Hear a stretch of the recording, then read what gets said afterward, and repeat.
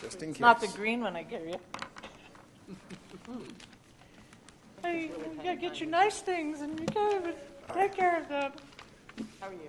Let's get my question out. That's a good call. I should have mine up too.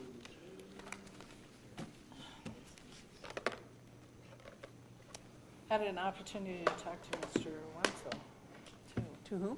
Alec. Okay. He's actually pretty excited about maybe the opportunity of the historical folks. Good. Okay, are we ready to go? Okay, I would like to welcome everyone to the meeting this evening. It's the second night of interviews for the City Council District 1 candidate vacancy, and we are going to begin with the interview with Othniel Sierra, and just want to welcome you this evening and thank you for your application, and so we'll get started. Perfect. Are you ready, Councilmember I Olson? get to ask the first question. I had a little trouble with my computer, but so what qualities or characteristics and vision do you believe you have that makes a compelling case for you to be the Council 1 District member, and then give us some examples Sure. of those. I appreciate it. So thank you very much, everyone, for giving me the opportunity tonight. So I did make a few notes on some of these, and obviously I think I kind of covered some of this last night as part of the meet and greet. So, as part of my role in sales, I think I mentioned yesterday that I'm not an engineer by training. But what I do on a day-to-day basis is I do deal with engineering. I deal with people from supply chain, just different roles that I'm not comfortable in, right? And so it's not really my expertise. And so, a lot of what they're saying to me is going to be very important. So what I have to do in that role is I have to be able to listen.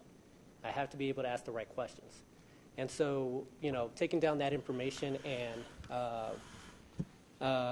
providing those notes to my team in order to figure out or to find a solution that meets their needs is very important. That's how I'm successful. So I think a lot of that is going to be true as well within council, is that I'm going to have to ask questions. I'm going to have to listen to my constituents. And so I think those are going to be qualities that are going to benefit me in this role. Some of the other items that I feel that are going to benefit me in this role is that I'm a highly energetic person. I'm goal-oriented. I'm very optimistic. So I'm willing to jump into any type of situation in order to get a result. So again, it may not be what we're known for, but in sales, we're looking for a win-win situation, right? So obviously, we want to do what's best for my company, but we're also looking to put forth an offer that is going to be best for the customer as well, right? So obviously, one of it is going to be requirements, but also it just has to make sense on both sides. Part of the reason is that in the role that I'm in is that I may be talking to the customer today, but I'm going to be talking to them again in a year. So our business is very renewal based, and so I'm going to have to build that relationship with them on day one, and I'm going to have to continue that relationship throughout the year. So that's no different than city council. It's no different than what I'll experience. So I think that's the reason why I go in with that type of mentality, and so that's going to be something that I'm going to continue doing as part of council if I'm given the opportunity. But then again, I talked about goal-oriented, so you heard it yesterday that I'm very, at the beginning of the year, I always set a goal personally. But the same is true also professionally. So obviously personally, I talked about this year accomplishing a marathon. So I set a goal, and I also set markers throughout the year in order to hit that goal. The same thing professionally. So it's just having a daily, weekly, monthly plan in order to achieve the goals that we want to achieve by the end of the year. So I'll bring that to council as well. So just some other characteristics in terms of my background that I think would help is that I think this was outlined as well within the Inglewood comprehensive plan back in December 2016, is that Inglewood is looking to attract more single-family and millennials to Inglewood. So I may not be a millennial, but in terms of single-family, that's the reason why I moved out to Inglewood. Same kind of background, and so I think I could bring a lot of the perspective that you would see with the type of people that we're trying to attract to Inglewood.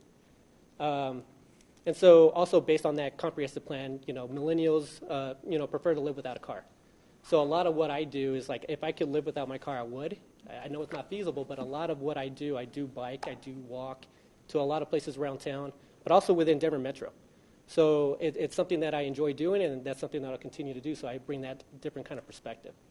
And then lastly, I think what would set me apart is that I'm going to bring a different voice to Inglewood as well. So in terms of my background, my parents immigrated to the States in the late 60s, early 70s. So I come from a Spanish-speaking black background, and I am a first-generation American here in the States. So a lot of, I'll bring that different perspective, but I can also relate to a lot of the families and a lot of the people here in Inglewood, as well as within Charles Hayes. So growing up, I was one of the kids that had a free or reduced lunch growing up. So I had that through elementary all the way through high school.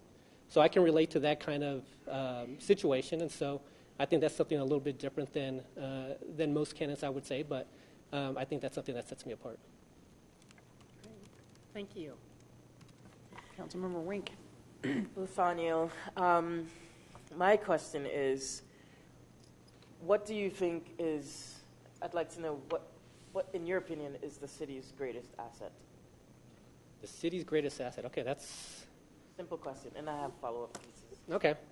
The greatest asset. So I think I'm gonna talk in terms of what I appreciate most about Inglewood, and I would say that I really love the revitalization that's happened within South Broadway. I know that the other answer that's coming to me is also just our water rights, but I'm just thinking in terms of something that it's tangible to me. It would be South Broadway. And the other answer you said is what? The water rights that we have for Inglewood. Why? Well, it's just something that stands out when you look at the Denver metro area overall. It's pretty unique in that we have our own water rights. So I think that's obviously that's a plus for Inglewood. So in terms, so I think that would be probably higher on the list in terms of everybody that you talk to. But definitely the water rights. Very good. So then, what do you think we could improve on, and what do you think we could do better in terms of what Inglewood does well? And then, based on that, what goals might you have as a council member in forwarding such improvement? Right. Okay. So when I thought of this question, I was thinking of it in terms of what brought me to Inglewood. Right. So I moved to Inglewood in 2009.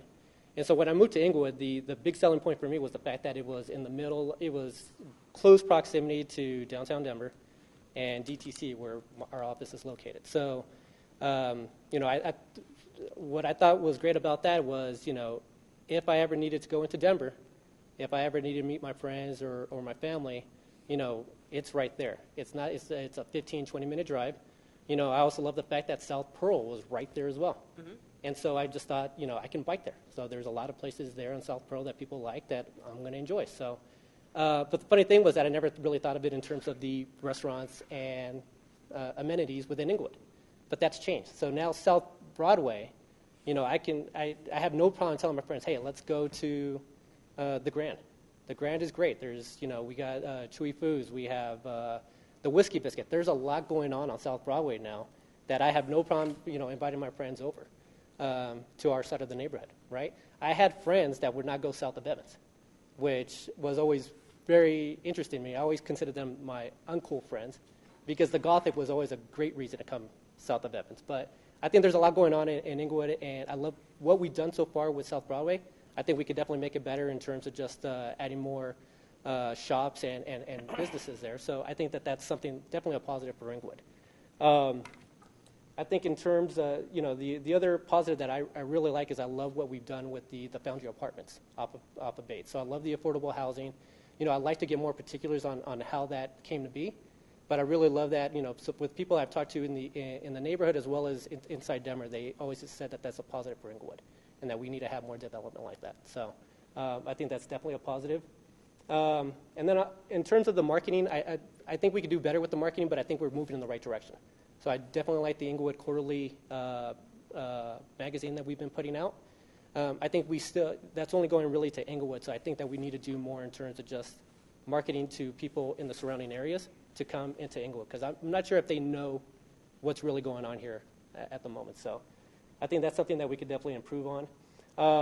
The other thing that I thought of in terms of improving is that I don't think that our citizens are as engaged with what's going on in Inglewood. So I think that's something that we could better improve on. At least for me, I have trouble finding information on council. Well, they're on there. It's just hard to get the information that you're looking for, or what was accomplished during the meetings. What's actually going to be talked about during the meetings, and what was the result of the meeting. So I think that's a little bit hard to decipher based on what's on the website. I do like Doug Cohn's update within Nextdoor that does provide you information about what happened during the meeting.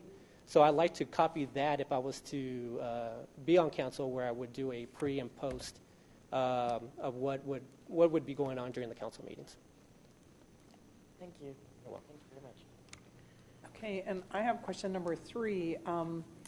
Give us an example of a time when you had to work on a team to accomplish a goal, and there were vastly different views of that goal, or how to get there. Right. So tell us what you did, what was accomplished, and what you learned. So this one, obviously, being in sales, obviously it happens all the time. There's going to be situations where I come across on a monthly basis, really, where we have to work as a team and come to a solution. So I'm thinking of one specific case. I'm going to have to keep it broad because obviously this is being recorded, and I don't want anybody to find out the inner dealings of what we talked about internally at my company. But so we had a situation back in July where we had a customer. It was a very what's the word? They had a very adversarial feel, very basically it got to the point where they were very upset with what they felt we were delivering to them.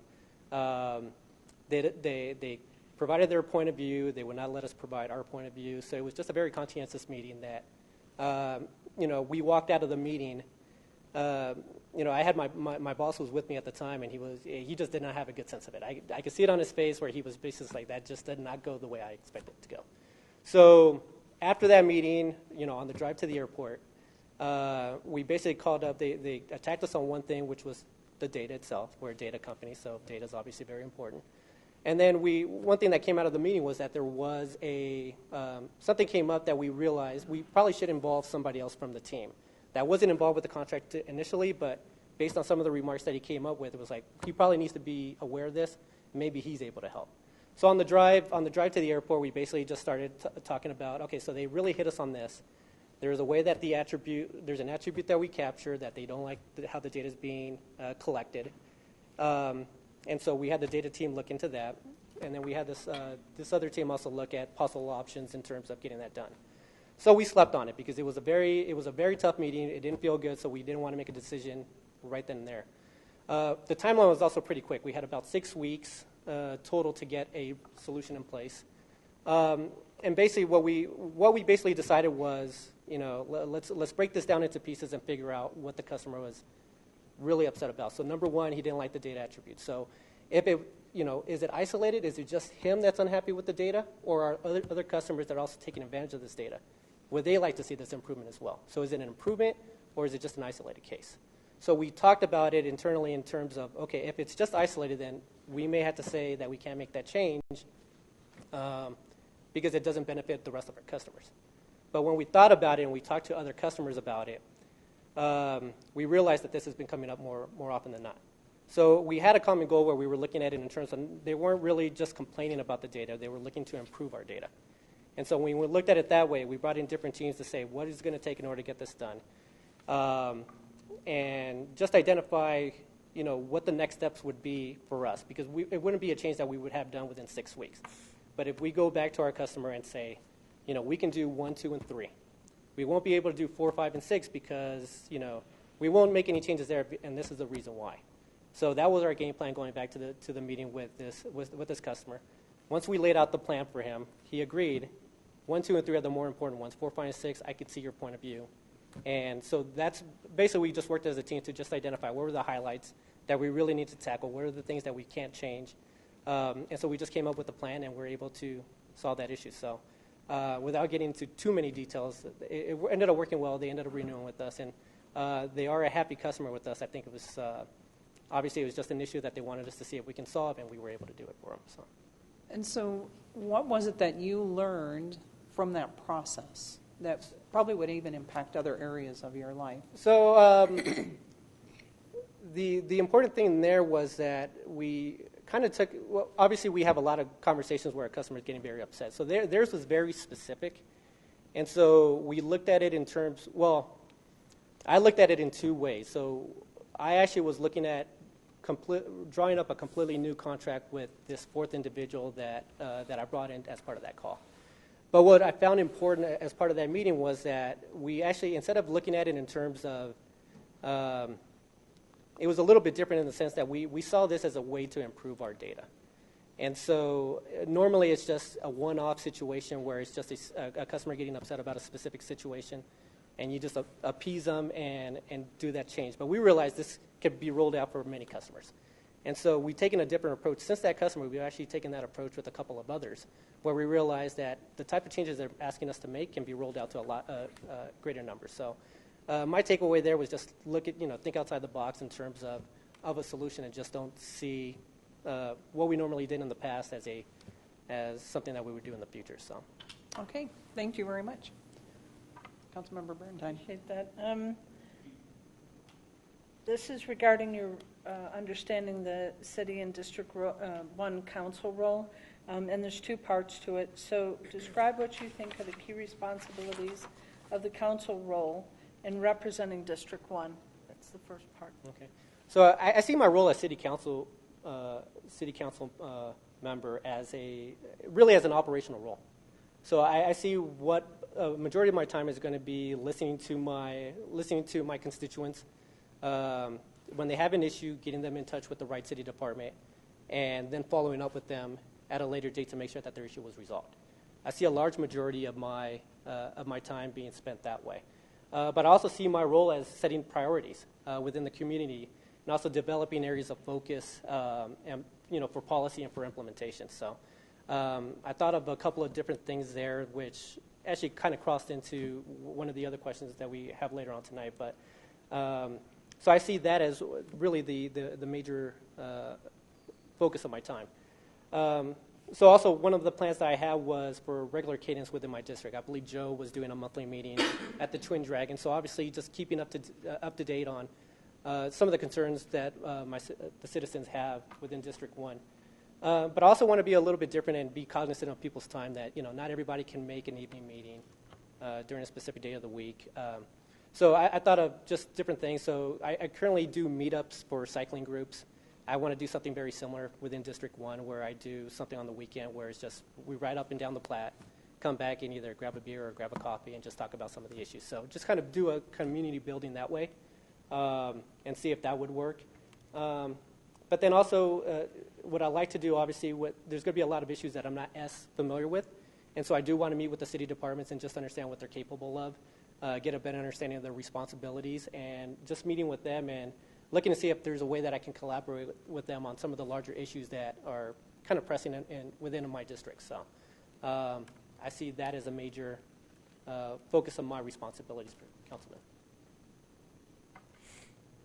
What kind of time do you think it would take, and how would you utilize your time to understand and represent District 1 well? So in terms of time, that's actually a good question. I think that's going to be a learning experience. Obviously, at first, just like with anything, you're going to be spending a lot more time to get up to speed on issues. So I do expect a lot of my time in the early going to be a daily commitment. And what I mean by that is just like every single night just going in and just understanding the issues and what we're able to do and not do. I would hope that moving forward that there would be some time that where I'm at a place where I'm more comfortable with the issues, and that basically it would just be meeting with the constituents, getting them updates on where we're at with what we're doing in council, and just providing the updates. So in terms of the type of commitment, I'm expected it to be a lot in the early going, and maybe it is true moving forward, but at the very least, I am going to be spending quite a bit of time in the early going on it. For either one of those questions, could you do something specific on how you think District 1 would be different on either the representation or how you would utilize your time? specific to District 1? So how I would do different to, Either the representation, the responsibilities, or what you think the responsibilities are that might be unique to District 1, or how you would utilize what you do that would be different, that you would see. well, yeah, One. sorry to interrupt. I don't think it's, well, I expect to be there in terms of just my responsibility, so I expect to pull my full attention into District 1. I don't know if that's any different than it would be for any of the other districts or within Inglewood. I expect my constituents to reach out to me for any concerns they have. So whether it's communicating via email, I plan on doing something similar that I do at my job, where I'm basically setting blocks of time out for specific tasks. And so, obviously answering the questions of my constituents would be a block of time that I would freeze up each night to make sure I answer their questions. So I think that's no different than any other position, whether it's within government or within the private sector. So I think that that's something that I would carry forth as well within this position. Thanks for the clarification. I appreciate that. Go ahead. Mr. Sierra, thank you for applying. I appreciate your drive to be involved and to serve the city. My question has some components to it. There are many issues that challenge the city at this point. Creating a sustainable budget, infrastructure needs that outpace city revenues, rising housing costs, homelessness, drug, and other common urban crime, maintaining quality of life with increased population and development, to name a few. What two issues are you most concerned about, and what ideas do you have in addressing those? If your two concerns fall outside of what I've listed, please go ahead and address those. Oh, I appreciate that. The two that I singled out were going to be revenues as well as affordable housing. So just starting with revenues, some of the questions I have in terms of revenues is, have we looked at all the options in terms of raising revenues? So number one for me is, have we analyzed instituting impact fees and development fees towards new construction within Inglewood? So that would be one of the questions. So I know that, in terms of that, I was just understand what the pros and cons to each would be and what the potential revenue impacts would be for Inglewood if we were to institute them. I know that, obviously, Inglewood's a very desirable place to live within Colorado, just with the close proximity with downtown and Denver Tech Center. So that's a plus. And I know that Denver has instituted some of these impact fees as well. So Denver is booming in terms of housing. So, I'd like to understand what were the pros and what were the cons there? What were the impacts that Denver felt? And that's something. And is this something that Inglewood should look at as well? So that's one. Two is, obviously with the legalization of marijuana within Colorado, I know that Inglewood only has 2 marijuana shops. So have we analyzed the potential tax impacts of providing more within the city of Inglewood?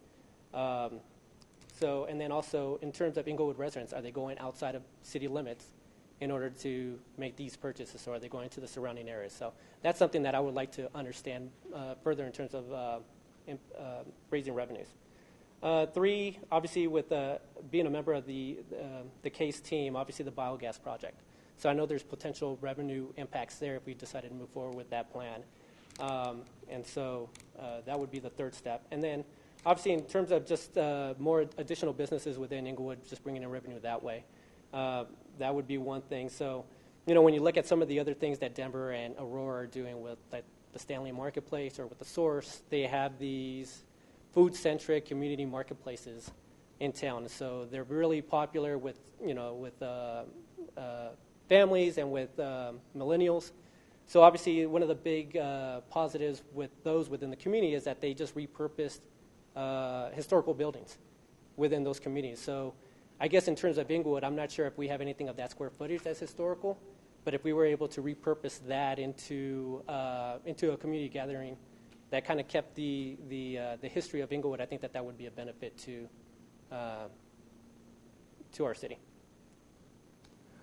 Thank you. A follow-up to that, you mentioned the impact fees on development. Would that be both commercial and retail development?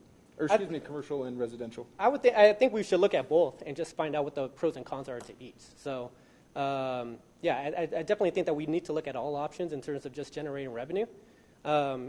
and then obviously just bring in different groups and different departments within Inglewood to just say these are the potential impacts, whether they're positive or negative. So I think we definitely should look at it before ruling anything out. Very good. And certainly not to put words into your mouth, that would imply then that if the conditions are right, the scenario is correct, you are not opposed to residential development, probably certainly not commercial development. Right. Obviously, as you know, in terms of council, obviously we would talk about it, just understand whether or not this is something that benefits Inglewood. So obviously we just want to understand the impacts before making a decision that may be adversely affect us. So yeah, I think we definitely just need to have that dialogue. Very good. Thank you again for the answers and for applying. Thank you. Yes, thank you for applying and thank you for being here with us tonight. My question is two parts. What would you say are three of your greatest strengths, and can you give us some examples of those? So in terms of strengths, so I think something that I think of as a strength is my willingness to always improve, right? So, I know this is cliche, but I'm always looking to, have today be better than yesterday. So what can I improve on that way? So I'm sure that a lot of people think that way. And so one of the things that I kind of live my life to is, I'm not sure if everybody's familiar with Jim Harbaugh, but he's the current coach of the University of Michigan. He coached football at several different stops, one of them being the San Francisco 49ers. And within the locker room, he had this quote that I live my life by. And so it basically states, you're either getting better or you're getting worse. No one stays the same. So that's one of the things that I live by. So obviously you can look at that as a personal quote, but then it also to me, it also has a lot of meaning for the world itself. So I think, I'm always, in terms of that, it's like I kind of just go back and analyze what I could have done better. So at least with my position in sales, so I've always looked at, there was 1 year where I just didn't hit my goal for the year. So I went back and kind of realized, I didn't hit my goal because I know that I was unorganized that year. I just felt that I couldn't accomplish anything. I couldn't get anything completed in time. And so I really went back and kind of looked at what it is that I can do in order to make sure that doesn't happen again. So I've always been pretty structured, but I wasn't as structured in my position that year. So I went back and I just realized, I got to set blocks of time out. And so one of the most drastic ones that I made was that for 2-hour block each day, I'm just going to shut off my email, going to shut off my phone, and I'm just going to do, for those 2 hours, I have set tasks that I need to get accomplished. And so I do that throughout the day. And so I not only do that with that, but then I also do it with other things in my life, right? So my son is very important to me, so I need to set certain time with him. And it always happens at the end of the night. I put him to bed, so there's an hour block that I have with him. It happens with my personal life. If I need a run, I'm going to set an hour and a half off my calendar to get that done. So I'm always setting time off in order to kind of keep myself grounded in a sense, and just making sure nothing gets, or just making sure I accomplish what I need to each day. The second thing is my temperament. So I hardly ever lose my cool in in any type of situation. So I always stay level-headed in situations, and so obviously being in sales, there's going to be a lot of situations where I'm just going to be in a situation where one or both parties are going to, it's just going to be a conscientious meeting. So that happens, and I'm sure that's going to happen as well in council, where there's just going to be something that we just don't agree on, and it's going to happen. But you'll know that the next day I'm going to be right back at that table. We're here to work together, and so it's something that I've been able to do throughout my career, and it's something that I'm going to bring to council as well. Great. And then the second part of the question is, what would you say are 2 areas of growth for you personally? Okay. And how would being on council contribute to that growth? Right.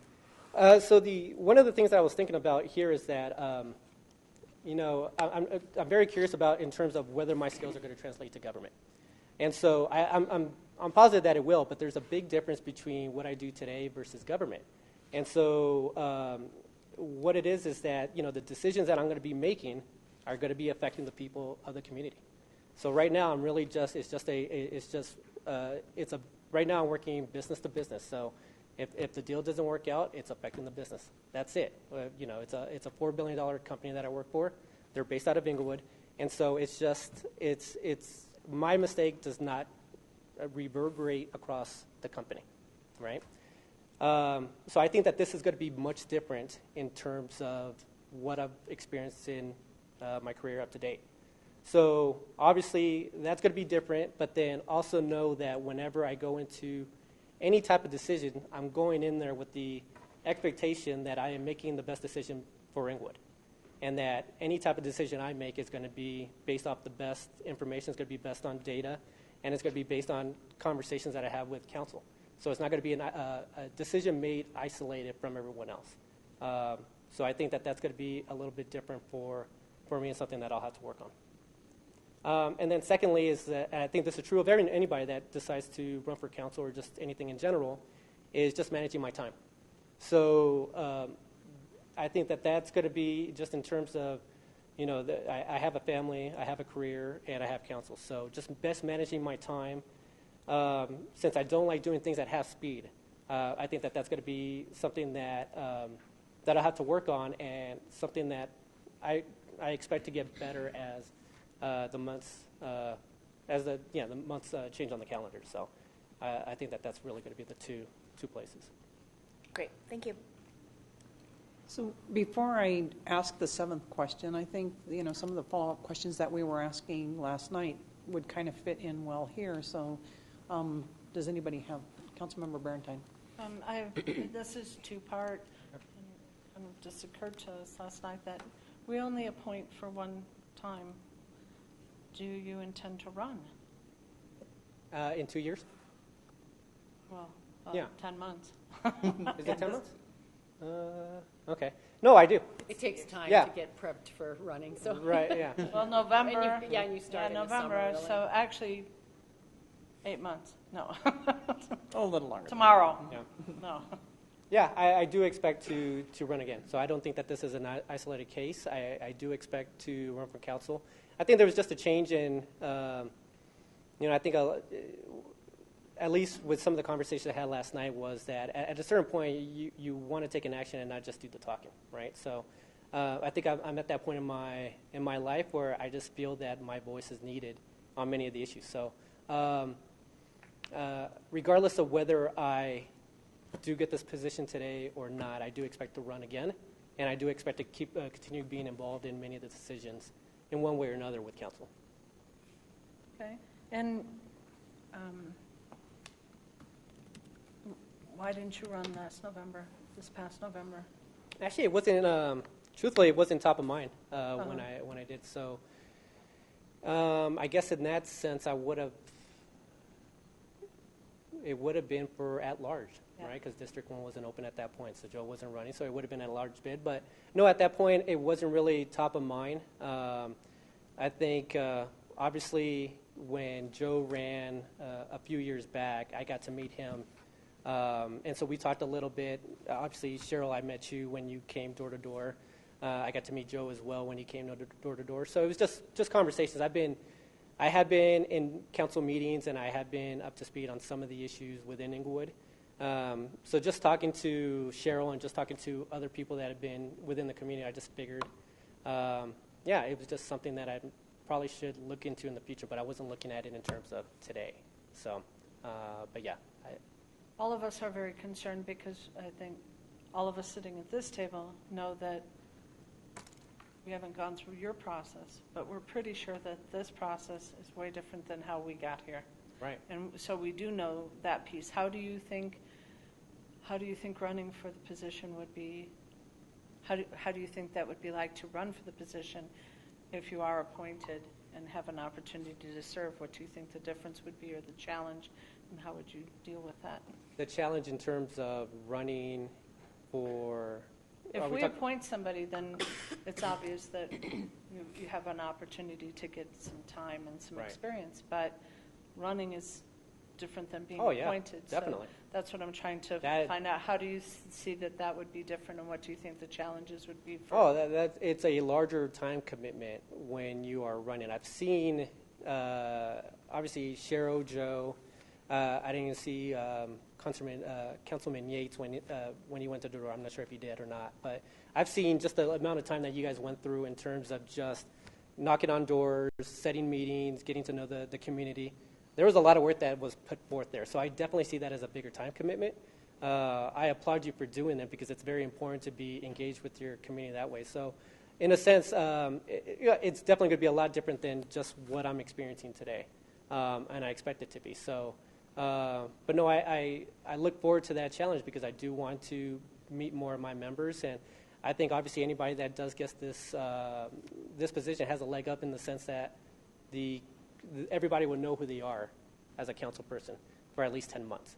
So I think that that's definitely a benefit, but it shouldn't stop anybody from running because obviously just doing the hard work of going door to door as part of a commitment, it shows a lot. So Hopefully it'll be a benefit. Okay, It'll definitely be a Councilmember benefit. Olson? Oh, I thought. Go ahead. I'm sorry. You bet. I really fumbled around this question. I'm going to see if I can get a little bit more dialed in tonight. He's honing it down. Needless to say, in any given neighborhood, you're going to have many different perspectives. Having said that, a lot of times you will find on particular issues, it's one side or the other. You know, it will come down to two different perspectives, and there's different nuance amongst the crowds on the two sides. But generally, most folks will fall on one side or the other. If there's a particular issue, and you find that there is overwhelming support for this issue, and it's an issue that you personally oppose, but the neighborhood's all for it, what would your position be in terms of voting when you get to council? Yeah, no, that's a great question. So I always take a pragmatic approach whenever I'm coming to a decision on something. So I always keep an open mind. I don't, obviously I'm going to go in with a certain belief on a specific topic. So if I understand that the community at large is against my current standing, I'm going to listen to them. I want to understand why it is that they have that viewpoint. I'm going to have my viewpoint, and we're going to have a discussion about it. So it's an interesting question. Obviously, it just would depend, I would think, on the issue or what at hand. But obviously, I'm going to keep an open mind and just understand what it is that we're trying to achieve. So obviously, I want to keep the long-term, so I'm going to be looking at any decision in terms of the long-term for Inglewood and make it, I'll make the best decision based off of that. But obviously, the feedback from my constituents are going to be a key part of that. And so it's an interesting question, but definitely want to, just analyze that a little bit more when that time comes. Thank you. Councilmember Olson? I wanted to go back to the District 1 in particular, and how would you describe District 1 and what its different sort of components and constituents are, what you think defines it as a district or not, in that area of town? Well, we're going to have, so at least with District 1, there, at the very least, I see three different districts within District 1. So we have anything, at least to me, and so this is something that I probably would have to break out of my shell if I'm wrong here, but at least with three different districts, I see anything that's east of Broadway as kind of one sub-community. Then we have anything between Santa Fe and Broadway as a second, and then obviously we have that area, the area between, what is it? Is it Zuni and Pecos, I want to say? So there's another area there that's kind of spread apart from Inglewood. So there's definitely three different areas. I actually know all three different areas pretty well in the sense that, again, I walk and bike quite a bit within Inglewood. So so one of the biking routes that I do is actually within the, off of Dartmouth and just north through Zuni. I'm in that area quite a bit to kind of get to some of the trails that lead west. And so I do understand the different areas, but there's different areas, but in terms of just differences, I haven't really sensed it that, in terms of the people, I haven't really sensed it that much on the people with the Broadway. People on the left side is like more Spanish speaking, and just some of the people that I've run into in that area in terms of the park. So I've seen a little bit more diversity in that area, but other than that, it's like it's to me, it's not much different than other parts of Inglewood. Anything particular that you think when you think about concerns or excitement for that district that kind of piques your interest? Well, District 1, I love what we've done with District 1 overall. So in terms of being optimistic, I just love what's happened with Inglewood overall. I think there's a lot of possibilities with Inglewood. I think that there's a chance for growth there. And in terms of just Inglewood overall, I'm just pretty optimistic about it. So it goes not just for District 1, but it goes for all of Inglewood. Thank you. Any other questions? May I ask one? Yes.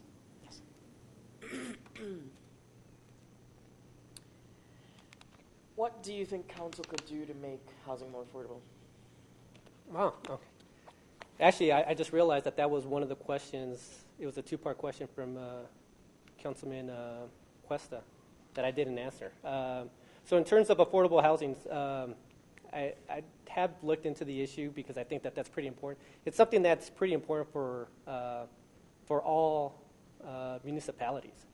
We're kind of seeing it. So I think one of the things that we need to do is, obviously I talked about the Foundry Apartments. I love the fact that we had that type of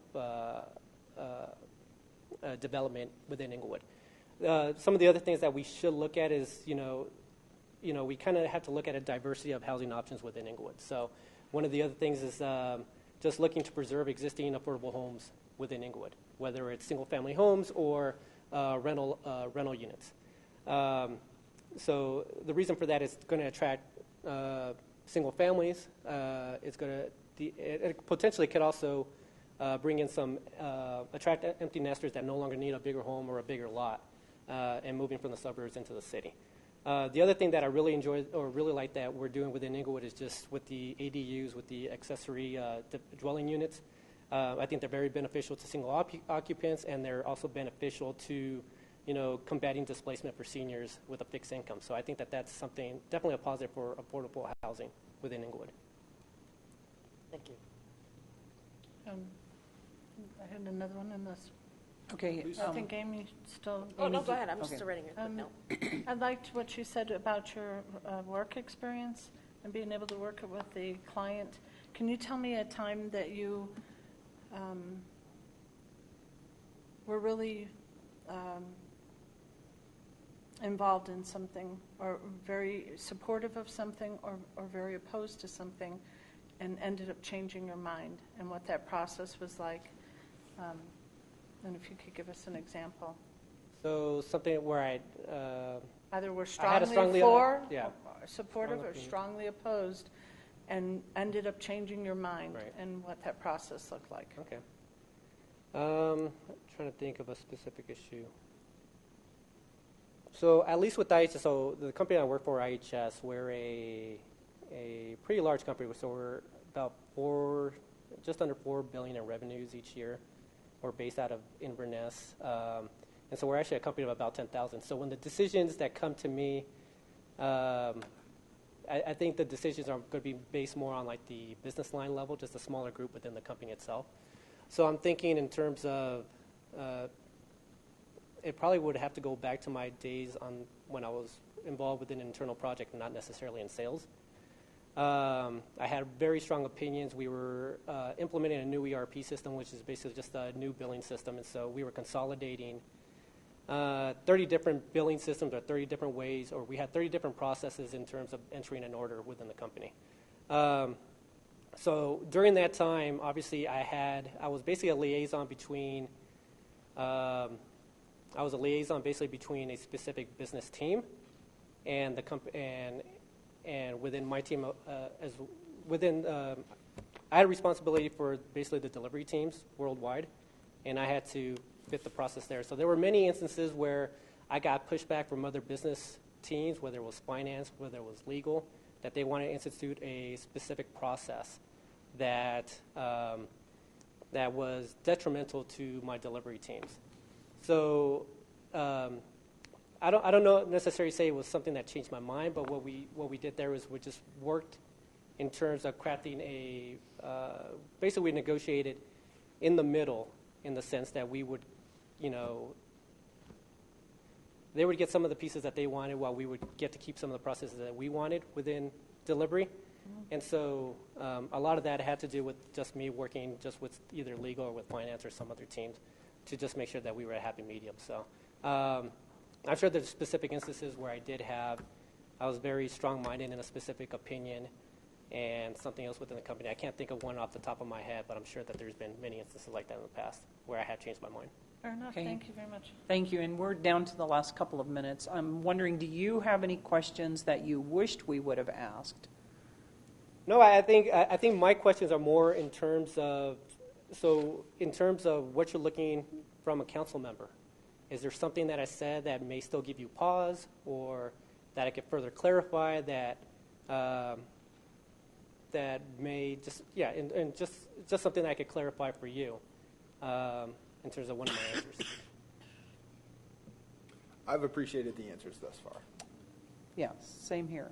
And then we will just give you a minute or two to just maybe give us some concluding remarks or things that you want to leave us with. No, I appreciate that. So overall, I thank you very much for the opportunity to interview for the District 1 position. Actually, I'm very surprised by how much I've actually enjoyed this entire process, surprisingly. That's good. Yeah. Well, it's given me an opportunity to really dig deep with some of the issues overall, even though, I've been involved, but I never really dug deep into the issues. And I've really, like I said, I've really liked what we've done with Inglewood. And I really appreciate what everyone here has done for Inglewood and what the previous council has done as well. It's like I really love the direction that we're going in for Inglewood. And so, at least for myself, it's like I think I would be a benefit to, I would be beneficial to be the next member for City Council for District 1.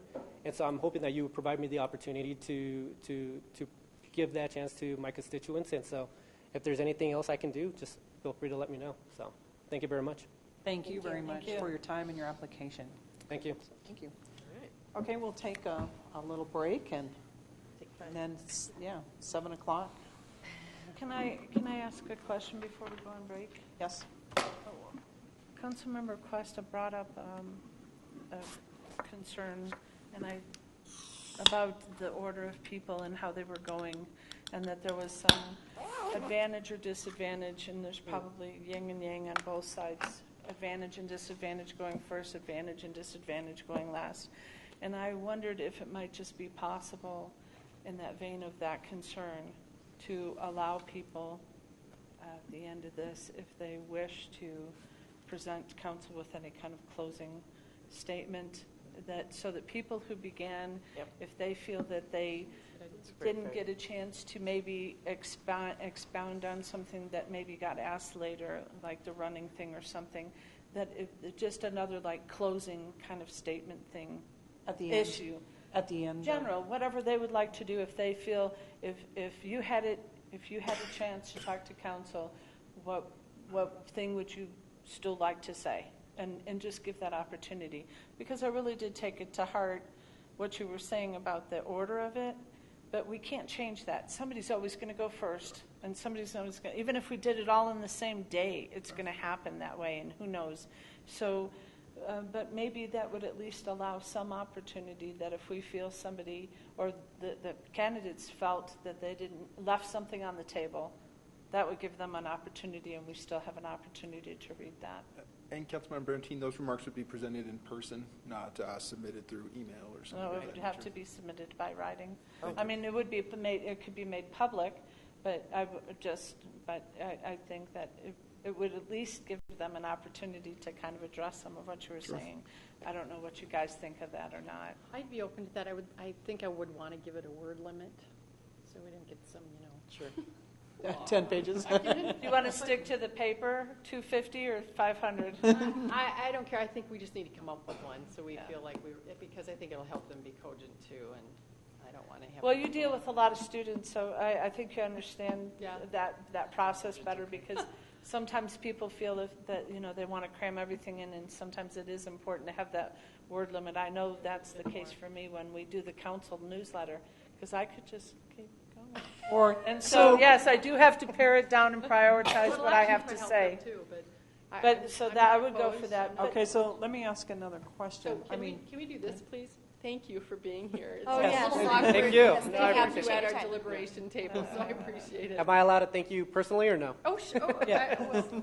you mean come around? Yeah, just come over and just say hello to okay. shake everyone's hand. Yeah. So, I mean, if you guys would just give it some thought, and then we could put it out there. I don't. Tomorrow night. And I wouldn't want to ding anybody if they don't want to do it. That's fine, but I Sure. certainly don't want to Give them not the have Maybe we it. can think about it. Thank you. And I would think ideally it's supplemental, so it shouldn't be that Okay, great. let's finish this conversation here for a minute. Thank you very much. I Yes, really ma'am. appreciate it. Thank you. I just, Yeah, it's a pleasure meeting you as well. Thank you. Thank you, sir. Appreciate Thank the you very much. presentation. Yeah. Thank you very much. I don't know the rest. And because I wanted to let Dave know that I do listen to him. Hey, duly noted. okay, I do have a question, and I'm just throwing this out there because I want to know what everybody thinks. It may be possible if somebody wanted to come back tonight and we did it verbally, gave them a couple minutes at the end. We've had one other person drop out, so we're going to be finishing an hour earlier tomorrow night. I mean, but then we would have to notify them. Then they wouldn't have had Then it time might be enough another to prepare disadvantage for if it. someone else can't come tomorrow Right. night, and then You know? I So, think in writing, I think prefer that written. you Gotta would be a be making level an offer. playing. Yeah. I feel. all right, so do I you, would prefer to I just do get over agree, tomorrow night, verbal but- is probably Well, better, but. okay, but so, at and this here's point- I agree that, perhaps it isn't fair, the order of the way things go, but that's how it happens. And by opening that door, we also may be giving other candidates an unfair advantage Over the last one. over the last ones. Right. I mean, that's But just then my everybody thought. would be done by the time that they would do it. And I probably should have asked you about this first, but it just occurred to me to ask. I mean, I don't think it hurts to at least make the offer, but Can we I don't think know. about it? Yeah, Yeah. let's think about I that. and- haven't thought of the pros and cons, but I'm not opposed to entertaining the idea at all. Okay. I just would want to limit it a little bit. Mayor Pro Tem, Yes. the way that you presented just now, meaning, well, the offer would be open to everybody, correct? Regardless Yes, of where you went yes. in order, and then, they had 24, 48 hours from the time of closing. If I'm understanding how we're Right, considering this right, correctly. and Okay. that is fine. The other thing we need to consider is we have a packet coming out tomorrow night. I was just going to say, there's nothing stopping them from writing a follow-up. True, I got something Email from to all Eric. of us. I guess, Right? but I guess it's kind of like the permission too, because I mean, how Right, how it's would they the know? ex parte part of it too. Well, is- and nobody wants to sit there and go, well, if I look too pushy, or if I look, or if I look like I didn't do well in my interview. So if we at least made it an offer for everybody as a summary kind of thing, that it would just seem a little bit more normalized, I guess, is kind of what I think. And then it seems sanctioned to me. I might even ask myself, am I allowed to make that kind of communication? Am I allowed to reach out to council I afterwards? would have So to admit, I doing it think that formally- question might come up. Sure. And at Sure. this point, we don't want anybody calling us to ask. Right. Like, Right. can We're I? talking to them They're till we like, decide. no, So- huh? I Yeah, thought we were gonna have decided no- that we're not going to speak to them Right. from the time Right. we got their applications to The end. till we decide. So Well, And- no, and- I mean, we're not going to be like seeing them in the street. Go away from me. Okay, I mean, but not but- about this. Not about, I yeah, do, like, I think we hi. should think about it and perhaps discuss it before we leave tonight for a Right. couple of minutes, because I think there could be some unintended consequences of that also. So let's think about it and we'll talk about it I before we can't leave. think Now I of do one, have so to you go to have the to ladies' tell room. me later. Okay, 7 o'clock. I would like to try and see how quick we could make it up, but I'm not No, I sure think how it's that's going reasonable. to happen. I'm going to make a lot of things here. I don't know. Not anymore.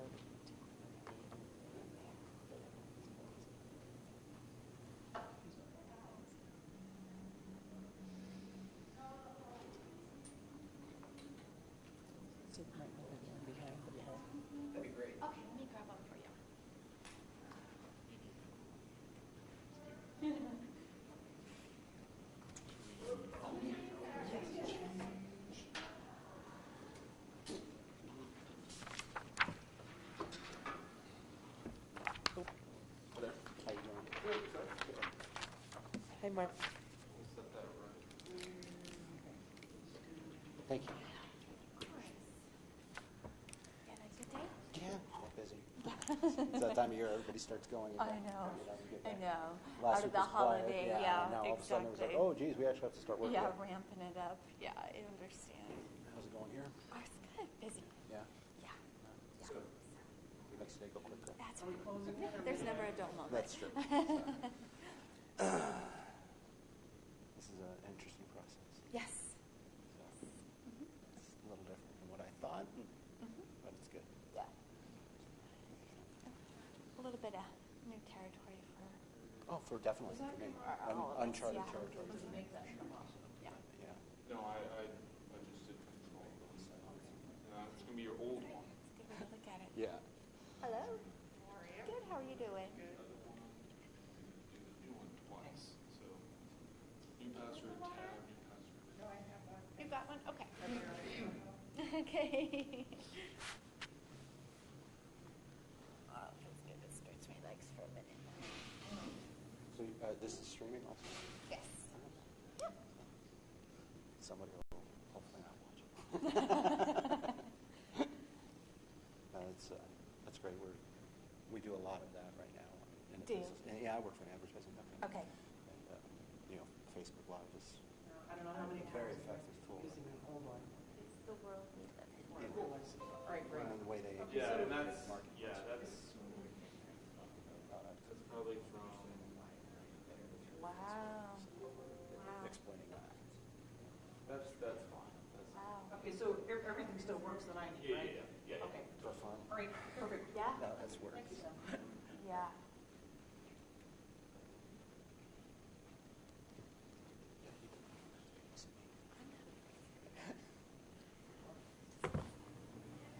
Talk a little, because it's like you have to be so quiet. I've had this job. Have you? Yeah. These sort of things you don't care about. I did medical education training for a number of years. Technical support for distance learning. Yeah. When the doctors start talking, it's just your eyes rolling back in your head. You got to figure out how to stay awake. And, Yeah, and yesterday's been, it's been such a busy week. Yeah. So it's like, I need to talk because I need to stay engaged. Yeah. You know what I Yeah, mean? keep That's the how brain moving, how I've been feeling. You're just sitting there listening to somebody drone on about something that you don't really care about. Yeah, because we're just in the background. Yeah, oh, no. Very, I spent many hours at a table like that. Yeah. In ballrooms all over the world, actually. Right, right.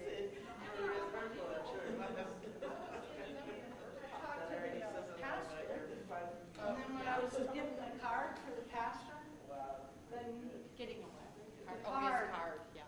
because he said he really would like to, You know, they really would like to change their whole thing. For He wants to change the whole thing, what he's asking. the helping hand. Yeah. It certainly They wasn't thought- what they told us they were coming. They had an hour, they had,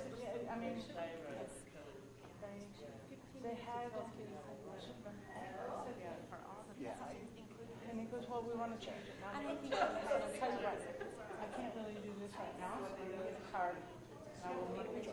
Well, I If you told want him to I give me would. some He sent information. mine too, but he hasn't contacted me. Because I don't think that they. what I was hitting it for, you know. I don't think they do either. I think at the very So least. I'm getting the they card should out. apply for the, I'm getting the card out, and I go, and then, I just didn't even think about it. I really didn't think about it. So I'm looking for the card, because I know I had one card in my, I kept finding it. And Carson Green, I think it is, Well, and I him asked me a question. I was over there. oh, yeah. And then I go, well, it takes time, and so it was, like, the council takes time, I do a lot of stuff, and blah, blah, blah, but it was pretty generic Yeah. crap. And then Rita came over and saved me, and I went and gave the card to him. Yeah. But, I don't know, there's a piece of that where you're not going to... I'm not worried about it. I don't know. Don't worry about it. Huh? Don't worry about But it. it's not like you go like, well, tell them to do it. well, it's an interesting. I guess I don't look at it that way because I trust you guys. I mean, I trust that you have the sense to I handle mean, yourself nobody's in a way. called me. I'm really glad. Nobody's asked me, in this process.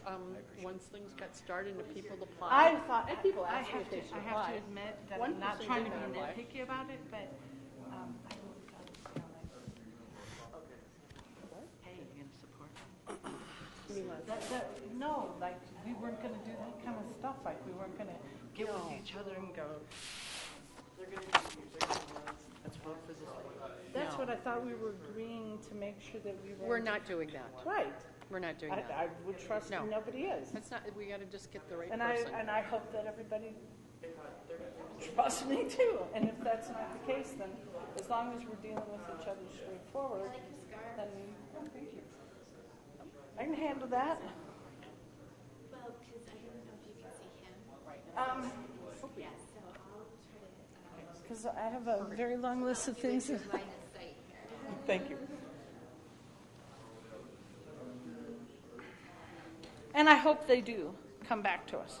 I mean, I hope that they let us know what they want. But it's much more less of a partnership idea. Much less. That's what I think it should be. And I think we can put stuff up on our website. What we should I be said, talking why about. didn't you just tell us?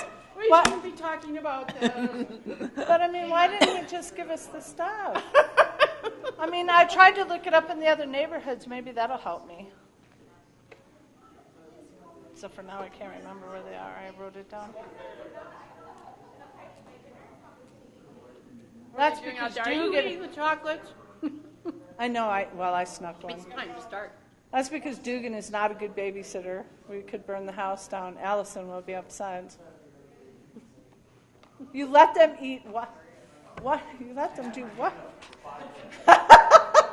Actually, Oh, Stephanie finally signaled me, and then Linda did too. Oh, Yeah, because it was getting. I knew I it was. was On my engaged. computer. Oh, okay. Sorry. You mean like a mirror? Or? No, I'm just up on the Okay. all the time. Okay. Oh, okay. No, so it just shows 7 o'clock. We got to She get thought going. you'd see something shiny and Right. forget to time it, did she? Yes. Will everyone Is it still please you? take their seats? Are you still connected at all with Cutting It Loose? Is that somebody you know that owns that place, Cutting It Loose, the hair place? Oh, no. I don't know why I thought you had. But I saw they had a coupon with the chamber thing. I saw Yeah, they're a that. good chamber. And then They're on the board. I went to redeem one of them, and there's itty bitty little print that has an expiration on it. Okay, we are going to move on with our second interview this evening. Welcome, Mark Hessling. Hi. Thank you for submitting an application and coming to interview tonight. Thank you for having me. It's a pleasure and an honor to be here. You know, Okay, thank you. It really is a wonderful process to be here and to be included in this and to be part of what makes this country so great and a participatory government. Great. All right, thank you. Councilmember Olson. Yeah, so thank you.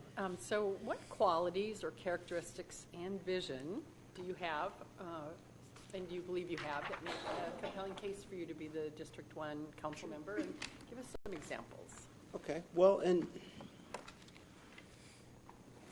I'm a dedicated individual. I'm dedicated to the cause at hand, what that might be in various different areas of my life or how I approach things. I try to be engaged and dedicated to the cause of what we're doing, be fully engaged in the moment is something I've been really working on, is not worry about the 20 problems that are going to happen afterwards, but get into the moment and solve the problem that's in front of you right there and right then. That's something I've really worked towards in my life, is to be in the moment and dedicated to actually being a positive effect in whatever situation I'm in at that time, and how I can contribute to that whole to that thing. I'm passionate about anything that I get my hands into that I'm interested in doing. Having passion is a critical part of life, is being passionate, being engaged, trying to better yourself and better everything that you can put your hands on. Lift up if you can, and if do no harm is another great way to look at it. So I'm passionate, dedicated. I'm a really strong communicator. I'm very good verbally. I can express many different opposing views if I need to. I'm great at expressing how I feel about a situation and what I think is the best solution to it. I think those are all very good qualities to have in somebody that's in public office, that you can communicate an idea, even if it's not something that you're necessarily 100% on board with, because that's going to come up. You're not going to agree with what everybody else has decided is the path that we're going to move forward on. And you're going to be in this position at the forefront of leading that group to make that mission possible. And you might not necessarily be 100% behind it, but you have to be able to articulate the reasoning for everybody else's agreement to move forward in that direction, even if you're not necessarily agreeing with what that direction might be. So, and being able to, address those issues that way, I think, is a very strong, important element to being successful in anything. So, I'm technologically advanced. I know that sounds a little odd, but Meaning you're not a good age, whatever you call them. well, Say it. you know, I've always been enthralled with the technical world that we live in. It's a very key motivating factor in my work and in my life. Technology has become ubiquitous in our life, and how we execute it can be a make or break in a business scenario, whether it's successful or not. In communicating how it's done, the message it's done, and the platform that it's done in is critical, especially how we're moving forward in society. How to properly address those things, the platforms that are come out now, and it changes every week. There's a new way to do it. There's a better way to do it. It's a real key part to modern society, especially here in the United States and abroad. You know, it's critical to getting the message properly expressed to everybody. How you approach something technically in marketing, in messaging, in communications is critical for your target demographic. You know, the people that are an elderly person is going to look at something completely different than a millennial is. And how can you get that same message to both people, express it so they both understand it, and they're engaged properly in what that message is? And I really key up on how that happens now. You know, those processes are something that's always been very interesting to me. How that can be effective in communication is something I've always been extremely interested in, and how messages are perceived. You can send the same message to two different people and they'll read it completely differently. How that can get expressed in other ways is and how divergent markets and so forth can be congruent with one another even if you don't see it that way is a very interesting way to go about doing it. And so I think those are some real positive benefits that I can bring to the table. There was part of it was vision. If you have a particular kind of vision that, Kate, that would create a compelling case. A vision for Inglewood itself or for District 1, you know, I mean, there's so much change that's happening, and it's amazing and it's wonderful, and there are also, you know, the detrimental sides to how things are changing. So the vision that I see for where Inglewood's going to be in 10, 20, even 50 years is decisions that are being made right now and what that future looks like. I think that there's an opportunity for just geographically the location within the Denver metro area for Inglewood to become a real hub in a number of areas, socially, economically, entertainment-wise. And I really feel that it's on the precipice of achieving a lot of these things. And I really see that that's the vision moving forward for the community as a whole and for the city itself. How those different elements are incorporated into the day-to-day life of the current people that are in here, and how we attract the right people that move into the area that want to be in this community, want to engage in this area, want to live here, want to grow there, have their kids grow up in these neighborhoods, go to our schools, those kind of things. I think that's the key elements that need to be addressed in order to achieve the vision that we all think we can get to with the city. I may ask some follow-ups later, Please. but I'll leave it at that Yeah. because it's been a while. Okay. I'd like to ask a follow-up to that as well. Mark, what do you feel is Englewood's number one asset? Well, I know it sounds location. You know, I mean, it's such a critical. I think it's a keystone part of the metro complex, and you know, it can be even more of that. There's some incredible elements that are already in place here. I think the Broadway corridor development that we've seen in the last several years is amazing. And I think that that's going to be can be a real keystone economic driver for the entire area, both socially. Also, I think that that's a key element that can help, you know, move that along in several ways. So. Thank you. And what do you feel Englewood does well?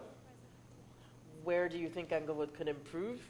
And based on those answers, what goals might you have coming onto our council to manage that? I think the community outreach that is already occurring right now is good. It's real solid. It's strong. There's a lot of knowledge that's expressed in many different platforms that come out, the print, the email campaigns that have already been done. I mean, I see all that stuff, and I think that those elements are expressing themselves well as far as character of the city and features and advantages that are that are available to all constituents, as far as the healthcare center or the recreation center. I think those are great elements that definitely can be capitalized further. I played a lot of golf. I love Broken Tee. It's a great little golf course. I think that's another wonderful little gem in the city that can definitely be promoted in more and wonderful ways. So I love, got a great dog. Jason Park's wonderful. The Inglewood Off-Leash program, I think, is outstanding compared to the way other municipalities have ran that, especially when you get down to like Centennial Lake and how that's handled over there. You're okay with the hours for Jason Park? I think it's wonderful. I think for it's the great. unleashed dogs? Yeah, I think it's great. I think that there should still be structure involved in it. It shouldn't just be carte blanche, here you go. But I do believe that that's a real quality of life enhancement. I really think it's great, a great small little thing. I tell everybody about that park too. I do too. Yeah. And what do you think we could improve on, and what would you do on council? Well, I think that some of the communication methods needs to be a little bit more targeted towards the younger generations. I think that the demographic that's moving into the neighborhood, specifically District 1, with the developments that we've had apartment-wise, has really shifted. And I think that engaging those new residents in a different manner is going to be critical moving forward. Thank you. And my question is, give us an example of a time when you had to work on a team to accomplish a goal, and there were vastly different views of that goal or how to get there. Tell us what you did, what was accomplished, and what you learned. Sure. In my professional career, a year ago, we just hit our 1-year anniversary. I joined a startup with some associates that I've known to form an advertising company. It's social capital advertising. We specifically target your social capital and how you can use that to directly market Love towards. the name. Thanks. Yeah, we ran with that for a while. So that has been an incredible learning process for me. Working in a startup environment, it's it's everybody on all hands on deck to get it to work. We're still working towards that, but we all come from extremely different backgrounds. Especially, we have a lot of different disciplines between, content development, public relations, sales, and then I handle the production end of what we do. Getting everybody's vision together to represent what our client needs can sometimes be a little bit of a catfight. It just can. It is inevitable. We love each other, but it's a family at that point. So, working through those environments has taught me immensely on how to properly express what would be perceived as a negative in a way that doesn't necessarily crush the dream. There's a tactful way to approach how you can express a negative and not necessarily destroy the entire concept that's being discussed. Was it Jefferson that said a difference in opinion does not mean a difference in principle? And I think that's a very pragmatic way to approach everything, almost. We might not agree on it, but we're all moving towards a common goal. So I've learned in that environment how I can step back from what my objection is and work towards what a common goal and positive solution is. And, we can talk specific cases about projects and so forth, but it's been that entire experience that I've had with the entire team that we're working on that's really allowed me to grow personally in how I handle somebody objecting to what my idea is, or vice versa, if I have an issue with how something is moving forward.